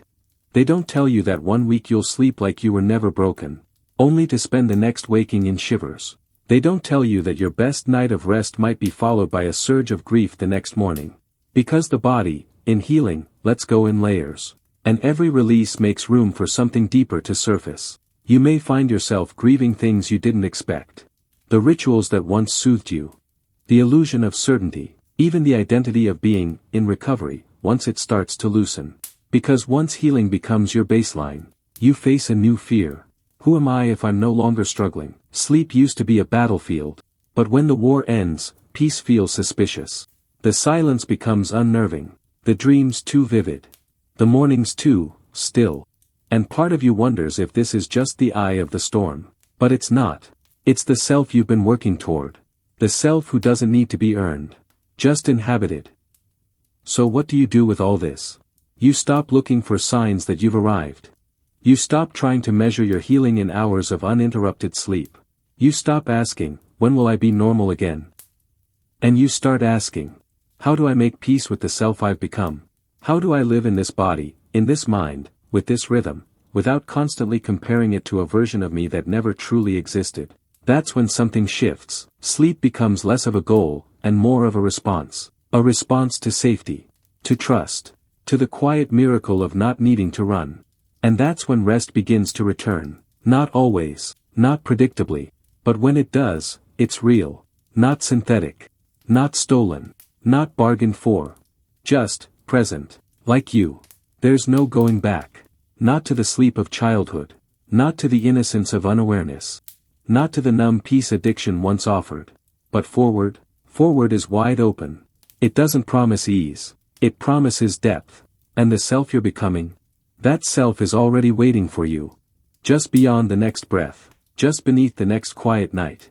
Not perfect, not fixed, but awake in the most human way possible. Ready to rest, ready to remain. You can't force sleep. You can coax it. You can prepare for it. You can turn off lights and set the temperature just right and close your eyes at the same time every night. But you cannot command it. And this is where addiction and sleep collide in their most intimate contradiction. Because addiction is, at its core, an attempt to control what feels uncontrollable. To regulate an inner world that's grown too loud. To guarantee relief when everything else feels uncertain. But sleep is the opposite. It requires the absence of control. The full surrender of awareness. The willingness to fall backward into something you can't monitor. In this way, sleep becomes the ultimate test of recovery. Not because of what it demands from the body, but because of what it requires from the mind. Trust is not a feeling. Not really. It's a pattern recognition system. A sequence of signals that says, this is familiar. This is safe. You can stop scanning now. And if addiction fractures anything, it's that system. Because when the brain becomes dependent, whether on alcohol, nicotine, benzos, stimulants, scrolling, or even chaos itself, it rewires trust into a transaction. You no longer sleep because the day is done. You sleep because something intervened. Because something knocked you out, softened the edges, sedated the storm. So when the chemical or behavioral crutch is gone, you're not just chemically unbalanced. You're neurologically unsure. Your amygdala, already hyperactive from withdrawal, doesn't stand down. Your prefrontal cortex tries to reason with it, we're fine now. We're sober. But your body doesn't speak language. It speaks rhythm. And your rhythm is still tuned to distrust. So how do you rebuild it? How do you teach the body that the night is no longer a threat? Not by logic. Not by effort. But by consistency. Because the nervous system is always listening. And it listens best when the signals don't change. When the room stays dark. When the bed becomes a place of stillness, not scrolling. When your breath slows, night after night, even if you're still awake. You're not just creating a routine, you're creating a predictable narrative. And the brain, terrified by novelty, soothed by structure, begins to take notes. At first, it doesn't believe you. But it watches. It waits. It tracks the pattern. And then, one night, not as reward, not as miracle, but as response. It lets go. Sleep arrives. Brief, maybe. But real. And in that moment, you feel it. Not rest. But trust. It helps to understand what happens in your brain when trust begins to rebuild. The ventromedial prefrontal cortex, a region associated with emotional safety, begins to strengthen its communication with the amygdala. Think of it like a friend whispering, you don't need to react to that. We've seen this before. At the same time, the locus coeruleus, responsible for norepinephrine production, your fight-or-flight chemical, begins to quiet. This means less panic, less scanning, less waking at the slightest sound. And when this chain of neurological trust completes, the hypothalamus releases melatonin without resistance. You don't have to summon it. You just have to make space for it. But this process takes time. And time, in recovery, feels punishing. Because you're doing everything right. You're sober. You're showing up. You're meditating. You're journaling. You're turning screens off at 9 p.m. And still, the sleep evades you. This is when most people relapse. Not because they want the high. But because they're exhausted by the absence of relief. Because if you've done the work, and the work hasn't worked yet, you start to wonder, is something wrong with me? Is this permanent? Am I just the exception? But you're not the exception. You're just in the lag time. The lag time is the space between action and outcome. The place where old instincts are gone, but new ones haven't rooted yet. It's where the brain rewires in silence. Where you show up night after night, and nothing seems to change. Where you follow every ritual, and the sleep still slips away. But here's the truth. The lag time is when the healing is actually happening. Not visibly, not comfortingly, but neurologically. Because the brain doesn't learn from intensity. It learns from repetition. And every time you go to bed without sedation, without distraction, without panic, you are giving your brain new evidence. Not a command. A reminder. This is what safety feels like now. This is what rest looks like now. This is who we are now. And slowly, the circuits adapt. Neurons that once fired for dopamine begin to respond to serotonin. The nervous system stops reacting to stillness as threat. The body stops interpreting silence as absence. You won't feel the shift at first. But then, one night, you'll wake up and realize you slept 6 hours straight. No dreams. No interruptions. Just darkness, and then morning. It will feel suspicious. Like maybe you imagined it. Like maybe it was a fluke. But it wasn't. It was earned. Not by struggle, not by suffering, but by consistency inside the uncertainty. This is the biology of trust, not hope, not belief, but neural evidence that builds, layer by quiet layer, into a system that knows how to rest without being told it's safe. And once your brain learns that, truly learns it, everything begins to shift. Your days feel shorter, your reactions soften, your cravings dissolve, not completely, but naturally, because you're no longer driven by escape. You're driven by return. And what you're returning to is not a former self, but a version of you that has never needed sedation to survive. A version of you that knows how to stay, how to soften, how to sleep not just through the night, but through being human. There's no ritual that guarantees this moment. No supplement, no affirmation. There's only the daily practice of showing your body that it no longer has to brace. Not against sleep. Not against silence. Not against the self. That's what trust really means. Not that everything will be okay, but that you will remain, even when it isn't. And that, more than rest, more than redemption, is the foundation your healing was always waiting for. Not the absence of danger, but the presence of you, still here, still listening, still ready to close your eyes, not because you're tired, but because you finally can. You don't notice the exact moment the noise stops, because it doesn't stop all at once. It fades, like fog retreating in the slow pull of morning. You turn your head toward the window and realize, the internal narration has gone quiet. The fear hasn't spoken in hours. There's no itch beneath the skin. And suddenly, the silence doesn't feel empty. It feels like something alive. Not a void, but a presence. You mistake it for calm. And maybe it is. But it's also something more permanent, more fundamental. This is what it feels like when quiet becomes a language. Addiction speaks in volume. In cravings that shout. In habits that bark orders. In thoughts that override the senses. There's a velocity to it, an urgency to feed a rhythm your body no longer agreed to. You don't sleep under addiction. You collapse. You don't rest. You shut down. And then, when sobriety begins, you expect the silence to be instant. You expect it to arrive like a light switch. Darkness, then clarity. But instead, you get distortion, fuzz. That low static hum of unmet patterns still trying to find their shape. For weeks, months, even, you lie awake not in chaos, but in confusion. Because the body is no longer screaming. But it's not singing either. Just, humming. And that hum is the sound of your nervous system recalibrating. It's not talking to you yet. It's learning how to speak. Most people never make it to this part. They assume healing means noise goes away.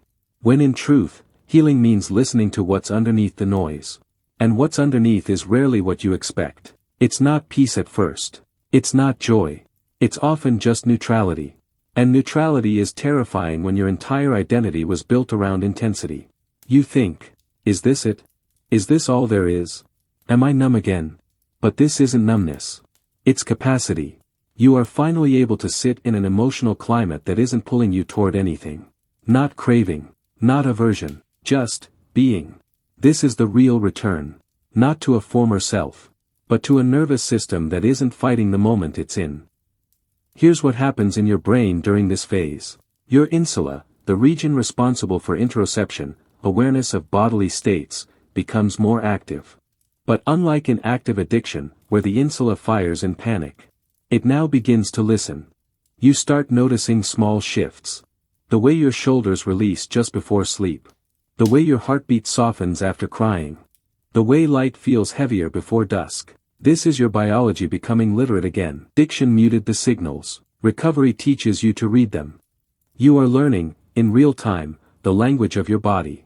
And the body speaks in sensation, not sentences. But this language is slow. It doesn't perform. It doesn't entertain. It waits. And in waiting, it teaches you how to pause, without panic.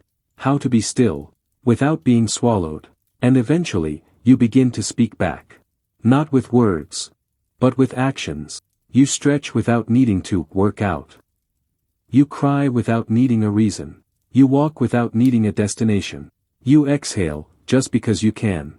And the body listens. It marks each of these choices as proof. It's safe now. This moment doesn't need to be escaped. This silence isn't punishment, it's presence. For the first time, sleep begins to feel less like a fight. More like a conversation. You don't dread the night. You enter it. Even if you don't sleep deeply, you no longer wake up angry at yourself. You no longer punish your body for failing to rest. You offer it grace. You say, we're not there yet. But we're close. You don't need to collapse. Just soften. You don't have to shut down. Just slow down. And somehow, your brain listens. Because you're no longer barking orders at it. You're inviting it home.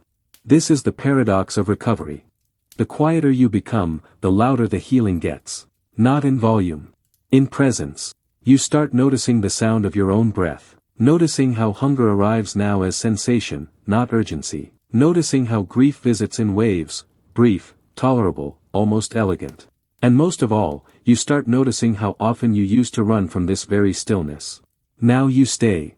You stay when the night stretches long. You stay when the dreams revisit old wounds. You stay even when your thoughts try to drag you back to the rhythm of escape.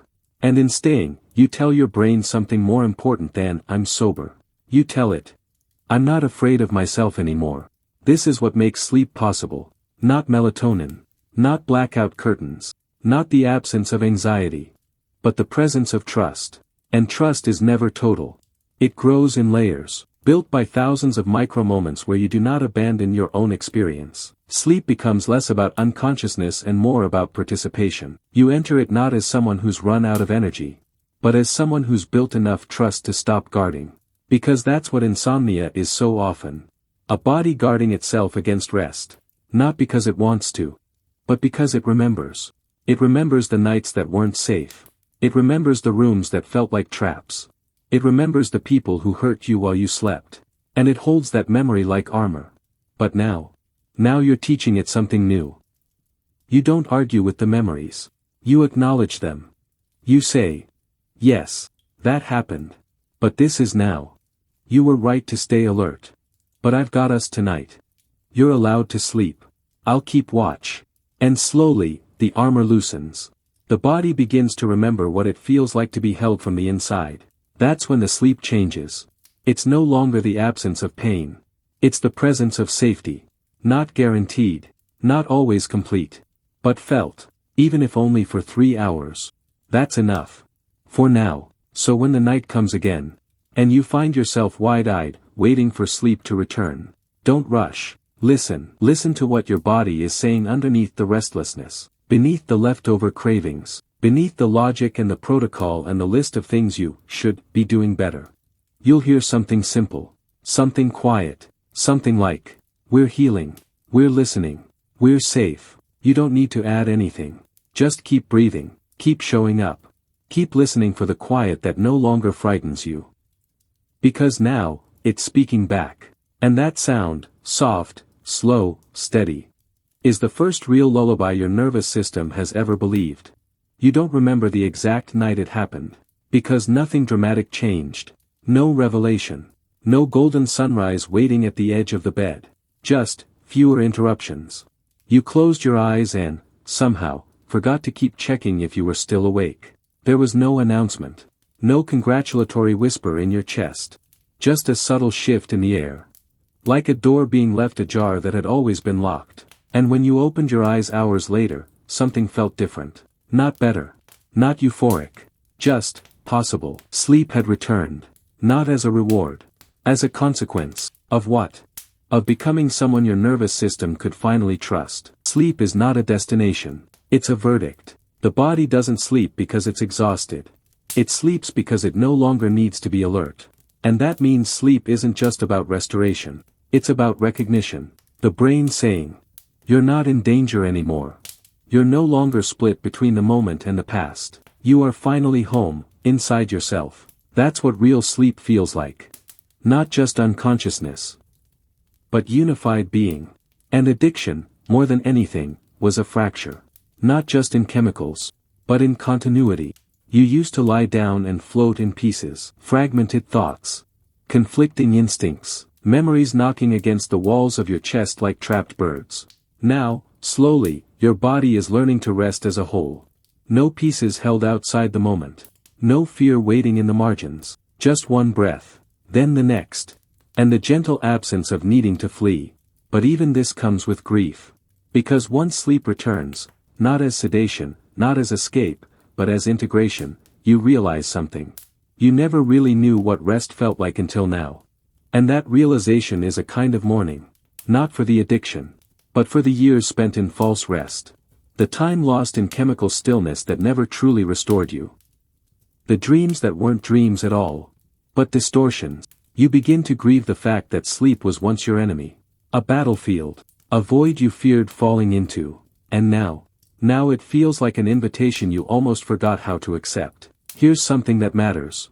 The more often you sleep well, the less you need to prove that you're healing. Because rest becomes the proof. You wake without dread. You dream without apology. You fall asleep not because you've earned it, but because you've returned to rhythm. That's what healing is. Not perfection, not control, coherence. A feeling that your breath, your thoughts, and your body are moving in the same direction again. And it starts with rest. Because rest is the truest sign that you are no longer at war with yourself. Neuroscience affirms this. As sleep patterns normalize in post-addiction brains, we see not just the return of REM and deep wave cycles, but the reactivation of prefrontal limbic communication. Meaning, your emotional regulation improves. Your ability to pause before reacting increases. You begin to choose, not just avoid. You are no longer surviving your days and sedating your nights. You are inhabiting time. And time, once trusted, becomes the rhythm the brain was always waiting to follow. This is where healing grows roots. Not in abstinence, in participation. You sleep because you're no longer trying to disappear. You rest because your story no longer needs to be paused or rewritten every night. You are no longer trying to escape the narrative. You are finally living inside it. But don't be surprised if, even now, part of you still resists. Not because healing hasn't occurred, but because trauma doesn't vanish with milestones. It lingers in old instincts. It tests the perimeter, even when the walls are gone. So you may still wake some nights with that old tension. You may feel the ghost of craving, not for the substance, but for the certainty it once offered. And in those moments, you'll be tempted to think, maybe I'm not really healed after all. Maybe this was just luck. Maybe I haven't come that far. But those thoughts are not regressions. They're echoes. They don't need to be answered. They just need to be seen. And then released. Like a breath. Like a thought. Like a part of you that's finally allowed to rest. There is a sleep that comes after discipline. The kind you earn. The kind that feels like a reward. But there is another kind, softer, quieter. The sleep that comes when you stop earning your existence. When you stop needing to be productive to feel worthy. When you stop performing wellness as proof of progress. That sleep, that slow exhale into darkness without guilt, is a birthright. And if addiction stole it from you, then healing is the process of reclaiming it. Not with force, but with presence. Every night you lie down without self-abandonment, you reclaim a piece of it. Every time you enter rest without apology, you teach your nervous system something the addiction never could. You are not dangerous. You are not failing. You are not unfinished. This, in the end, is the quiet revolution of healing. It does not shout. It doesn't win awards. It rarely even announces itself. But one night, you will lie down, close your eyes, and feel your body respond, not out of habit, but out of trust. The blanket won't be armor. The dark won't be a threat. The silence won't scream. It will just be. And you will sleep. Not because you were strong enough. Not because you resisted. But because you stayed. Because you listened. Because you gave your brain the time it needed to believe you again. Because you became someone your body could rest with. You've come so far. Not just away from the substance, but toward a self that no longer needs to be numbed, managed, or avoided. And that self, it doesn't need to arrive at any particular version of success. It just needs to remain, breathing, resting, staying, even when the old thoughts return, even when the night stretches long. Because now, you know something you didn't before. Sleep is not a prize. It's a mirror. And the reflection it gives you now? It looks more like you than ever. Before the thoughts clear, before your past begins to soften, before you believe again in anything resembling peace. Your body forgives you first. Not loudly, not all at once. But in moments so subtle, most people miss them. The shoulders stop bracing as you brush your teeth. The stomach unclenches while you sit in silence. The jaw doesn't grind at the red light. These are not just signs of calm. They are forgiveness without language. Because the body holds what you could not say. It took the shame, the panic, the withdrawal, and stored it in muscle. It learned to sleep with one eye open, even when the threat had already left. And now, after so many nights without escape, without sedation, you begin to feel something new. Permission. Not the kind given to you by a therapist, or a support group, or a philosophy. The kind your nervous system grants you in silence. You may rest now. We believe you this time. There's a physiological reality to this. In long-term abstinence, one of the last systems to stabilize is the autonomic nervous system, the invisible regulator of heart rate, digestion, and sleep. Specifically, the parasympathetic branch, the rest and digest system, has been suppressed for so long, it forgets how to take the lead. In active addiction, the sympathetic system, our fight or flight mode, takes dominance. It becomes the default setting, even when there's no visible threat. That's why, even months into sobriety, you still wake at 4 a.m., still feel a strange pressure in your chest, still interpret the smallest silence as doom. Because your biology has not caught up to your behavior, yet. But the data shows us something else. It does catch up. It always tries to. Studies show that after extended sobriety, especially when paired with breath work, consistent sleep hygiene, and trauma-informed care, the parasympathetic system begins to reactivate. This doesn't feel like triumph. It feels like slowness. And slowness, after a life of adrenaline, can feel like death. At first, the stillness feels wrong. Like you're doing something bad by doing nothing. Like you're missing something. Wasting time. Exposing yourself to danger by not checking, not scrolling, not being vigilant. But this is a kind of detox too. Not from substances. From speed. From the chronic hypervigilance that addiction creates and the world reinforces. And so when the body finally begins to forgive, when it lets you sit on the porch without fidgeting, when it lets you breathe through the dark without armor, you might find yourself weeping. Not because you're in pain, but because you're finally not. No one warns you about this. The emotional aftershock of physical forgiveness. When the body finally lets go of its grip, the feelings flood in. Grief, gratitude, regret, joy so fragile you're scared to touch it. And you realize that for so long, your body wasn't the problem. It was the archive.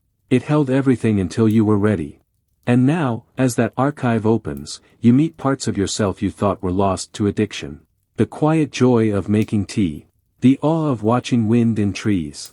The strange beauty of lying in bed without needing to disappear.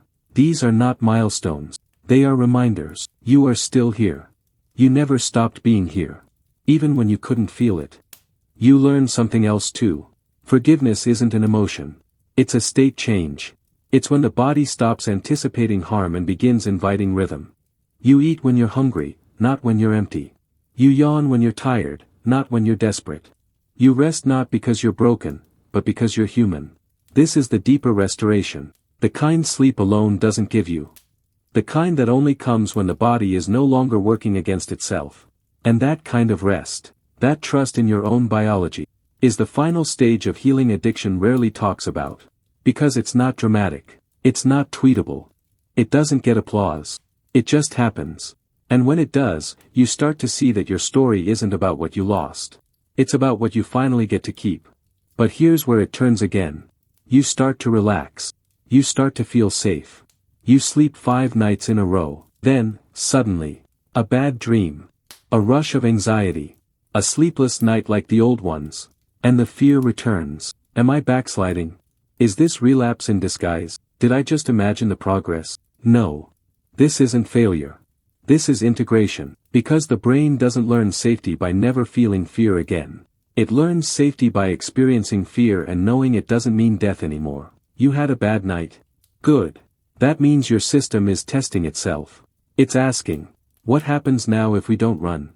And when you stay, when you let the panic pass, when you breathe anyway, you send the answer. We survive, and we sleep again. That's the rhythm now. Not perfection, recovery that includes regression. Healing that contains reminders of what it cost. Rest that includes memory of unrest. Because the story doesn't end when you start sleeping well. It deepens. Sleep becomes more than restoration. It becomes relationship. With yourself. With your time. With your biology. You no longer ask sleep to save you. You ask it to join you. And when it does, you feel it in the strangest way. Not in dreams. Not in how long you stayed unconscious. You feel it in the way you wake. Not startled. Not ashamed. Not afraid of the day. Just, present. Breath slow. Body soft. The world intact. You are not just sober. You are inhabited. And this morning after a night of sleep that didn't come from sedation or desperation. This is your proof. Not that you're done. You'll never be done. But that you've crossed a threshold few people understand. You've stopped treating your body like a problem. And started treating it like a partner. You're no longer dragging it behind your recovery. It's leading you forward. And you're finally listening, not to fix it. Not to force it. But to thank it. For holding everything. For waiting. For forgiving you before you knew how to ask. So tonight, when the lights go low, don't hope for sleep. Invite it. Don't brace. Breathe. Don't perform the ritual like a spell. Participate in it like a conversation. Let the bed be a place of return, not retreat. Let your body soften before it explains itself. And if sleep doesn't come, stay anyway, because even that, even the unrest, is part of the rhythm now. And that rhythm, that's where the healing lives. There is no final chapter to recovery. No day where the sky opens and a voice tells you, you made it. You're healed. You're free. What you get instead is something quieter. A slow change in the shape of your days. A softness where the panic used to live. A sense that you don't need to hold yourself together anymore, because nothing's trying to pull you apart. And then, something miraculous happens. You start to realize, this is enough. Not in a resigned, watered-down way. But in a cellular, undeniable truth. You are no longer living for escape. You are living inside the moment. And the moment no longer requires you to leave it. The brain, by design, is always scanning for more. More stimulation. More comfort. More resolution. It builds expectations into its circuitry. Dopamine surges not when we have something, but when we anticipate it. This is why addiction takes root so easily. It hacks the promise circuit. It gives the brain the illusion of fulfillment without ever offering the substance of it. But when you remove the substance, the circuitry doesn't shut down. It just keeps scanning, waiting, expecting a hit that never comes. This is the withdrawal we rarely name, not of the chemical, but of the anticipation mechanism. And the only way through it is to rewire the brain's reward system. Not by erasing its need for more, but by teaching it how to recognize enough. This begins with noticing. Noticing how a breath can carry meaning. How a moment of stillness doesn't need to lead somewhere. How sleep, even if brief, can be whole. Because when the body begins to rest again, and the brain begins to dream again, you're not just regaining function, you're reclaiming orientation. You're learning, through experience, that survival isn't the ceiling. It's the floor. And above it, life is built brick by brick. On the sensation that you no longer need to reach outside yourself to feel okay. Not ecstatic, not transcendent. Just okay. And that's what healing becomes. The architecture of enough. It starts small. You sit on the edge of the bed in the morning. The light is pale. The air feels still. And instead of rushing, instead of checking your phone or distracting your thoughts, you pause. You feel the outline of your body in the quiet. The texture of skin. The thrum of blood. The faint ache in the hips or lower back, once resented, now simply there. Nothing's missing. You aren't whole in the grandiose sense. but you are intact. This is what enoughness feels like when it's not performative. When it's not forced through affirmations or apps. It feels like not having to add anything to this moment for it to be bearable. That doesn't mean you won't want more. It just means your life no longer depends on the getting. Neuroimaging backs this up. Over time, individuals in long-term recovery show increased connectivity between the medial prefrontal cortex and the posterior cingulate cortex, two hubs of the brain's default mode network. This is the seat of self-referential thought. But more importantly, it's where we experience contentment. Not pleasure. Not excitement. Just presence without agitation. These are the moments you feel like nothing's missing. Not because everything is perfect, but because you've stopped interpreting your inner state as a threat. This is the gift of neuroplasticity. The brain doesn't need to forget addiction to move past it. It only needs a stronger rhythm to follow. And that rhythm is being built every night you lie down without running. Every time you let your eyes close without command. Every time you trust that sleep will come, not because you deserve it, but because you no longer fear it. And even when the sleep is restless, even when the dreams fracture and startle, you don't spiral. You don't flee. You rest inside the interruption. You return without resistance, because now you know something the addicted self could never believe. You are safe, even when you don't feel good. The world doesn't change to match your healing. It still shouts, still tempts, still forgets what quiet means. But you begin to carry stillness like a second skin. Not perfectly, not always, but often enough that it becomes noticeable. Someone speaks with urgency, and you don't match their tone. Someone offers escape, and you don't flinch toward it. Someone asks you to fill the silence, and you let it linger. These are the outer signs of an inner realignment. The nervous system no longer bracing for what it used to anticipate. Because now it anticipates peace. And when peace becomes predictable, the brain stops chasing. It starts resting. You might notice a strange side effect. Gratitude. Not the kind you write in journals because someone told you it helps.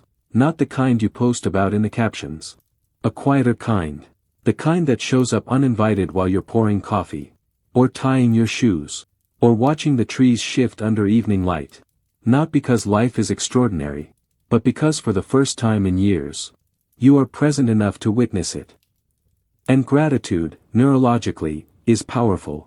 It shifts the anterior cingulate cortex, enhances dopamine regulation, and strengthens parasympathetic activity. It tells the body, in subtle, chemical language, we don't need to run. This moment has value. We're already inside it. The brain is beginning to believe in you. Not in your willpower. Not in your story. In your pattern. It sees the late-night cravings that aren't obeyed. It sees the bed made in the morning. The meals eaten slowly. The screen turned off instead of scrolled. And it tracks all of it. Not to judge, but to decide what kind of life to support. And when the data shifts long enough, so does the identity. You are no longer in recovery. You are no longer an addict. You are a person who sleeps, who eats, who wakes, who moves through the world without dragging their history into every hallway. Not because the history is gone, but because it's no longer in charge. That's what enoughness is. Not amnesia. Integration. Not victory. Return. A return to the body. To breath. To nights that don't demand sedation. To mornings that don't require apology. And enough doesn't mean you've arrived. It means you've stopped searching for a better version of the present moment. Because now, this moment is inhabitable. This body is no longer a battlefield. This night is not a punishment. You sleep. You wake. You continue.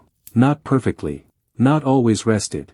But enough. And sometimes, enough is the most powerful thing a human nervous system can learn. Time under addiction isn't real time.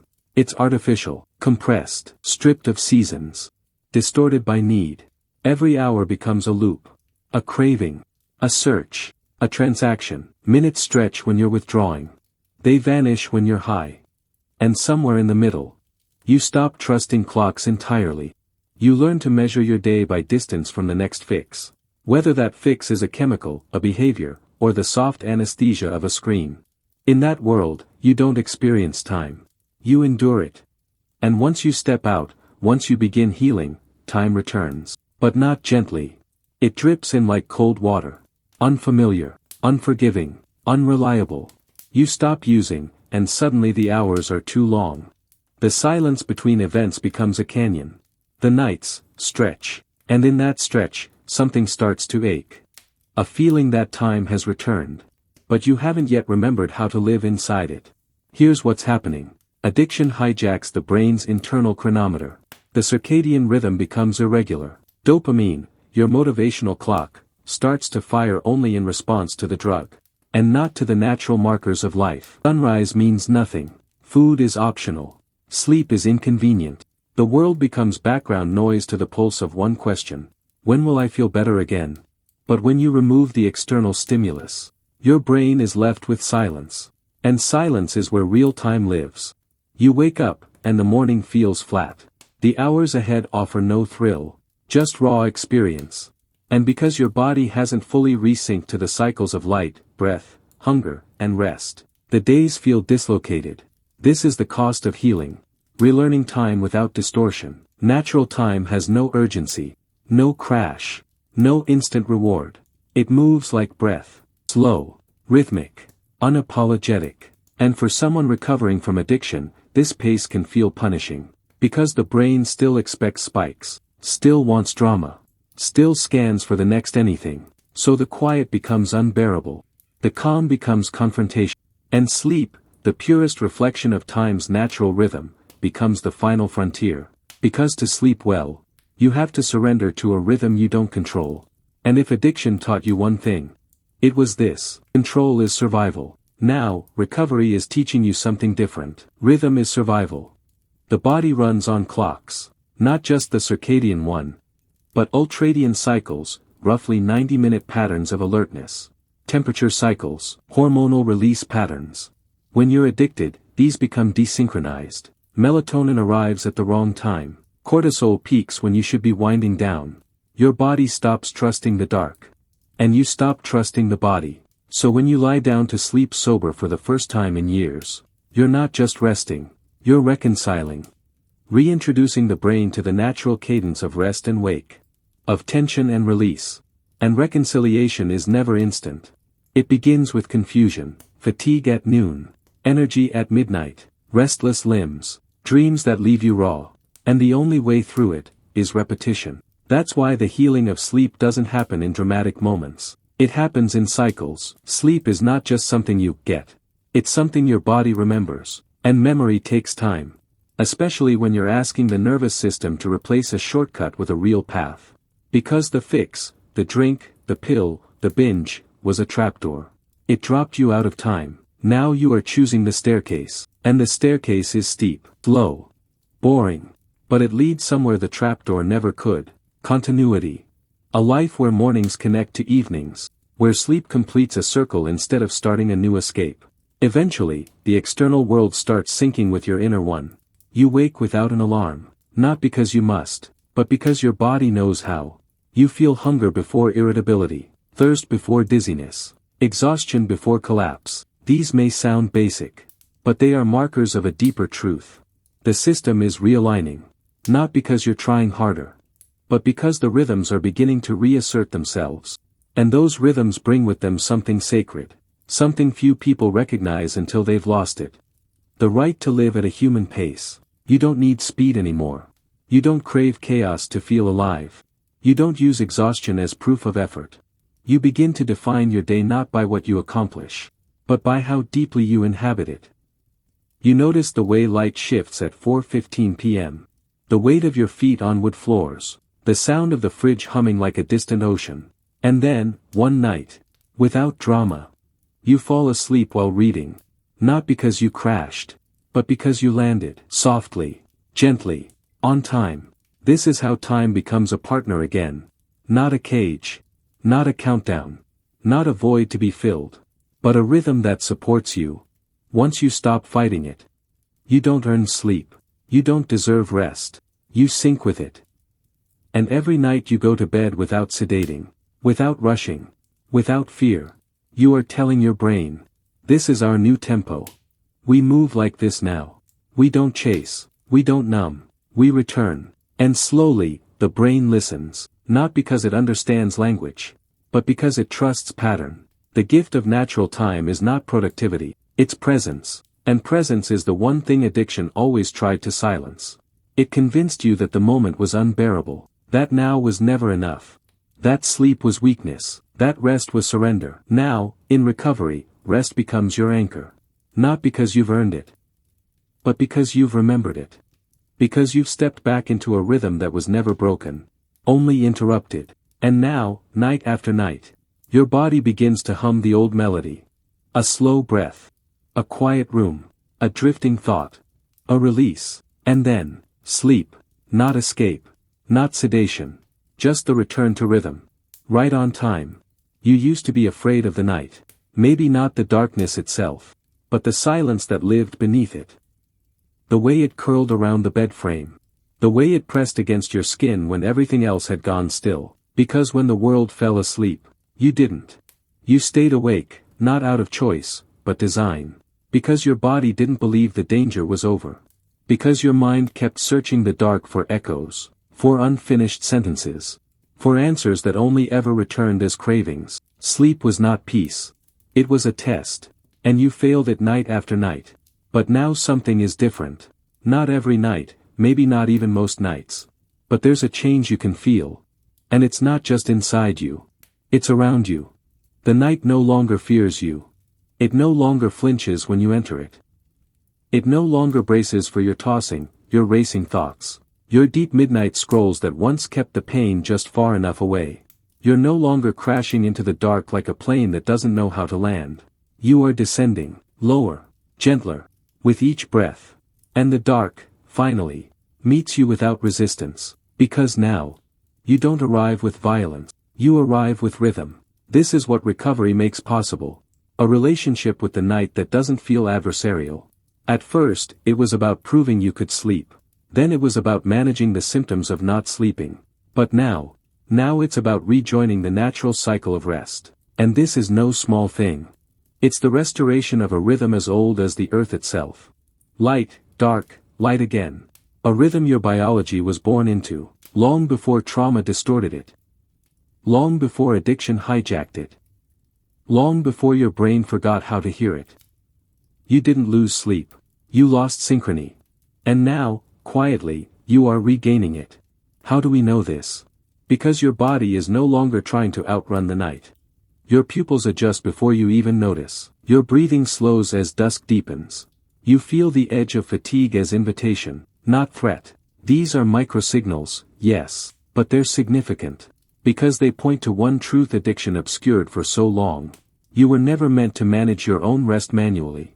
You were meant to fall into it. To drift. To trust your biology to carry you. Not perfectly, but faithfully. And now, even when you stay awake longer than you'd like, you're no longer waging war on the moment. You're watching it pass, participating in it. Letting it be part of your rhythm. Instead of a rupture. This is integration. Not the sharp moment of healing you imagined. But the quiet folding in of fractured parts.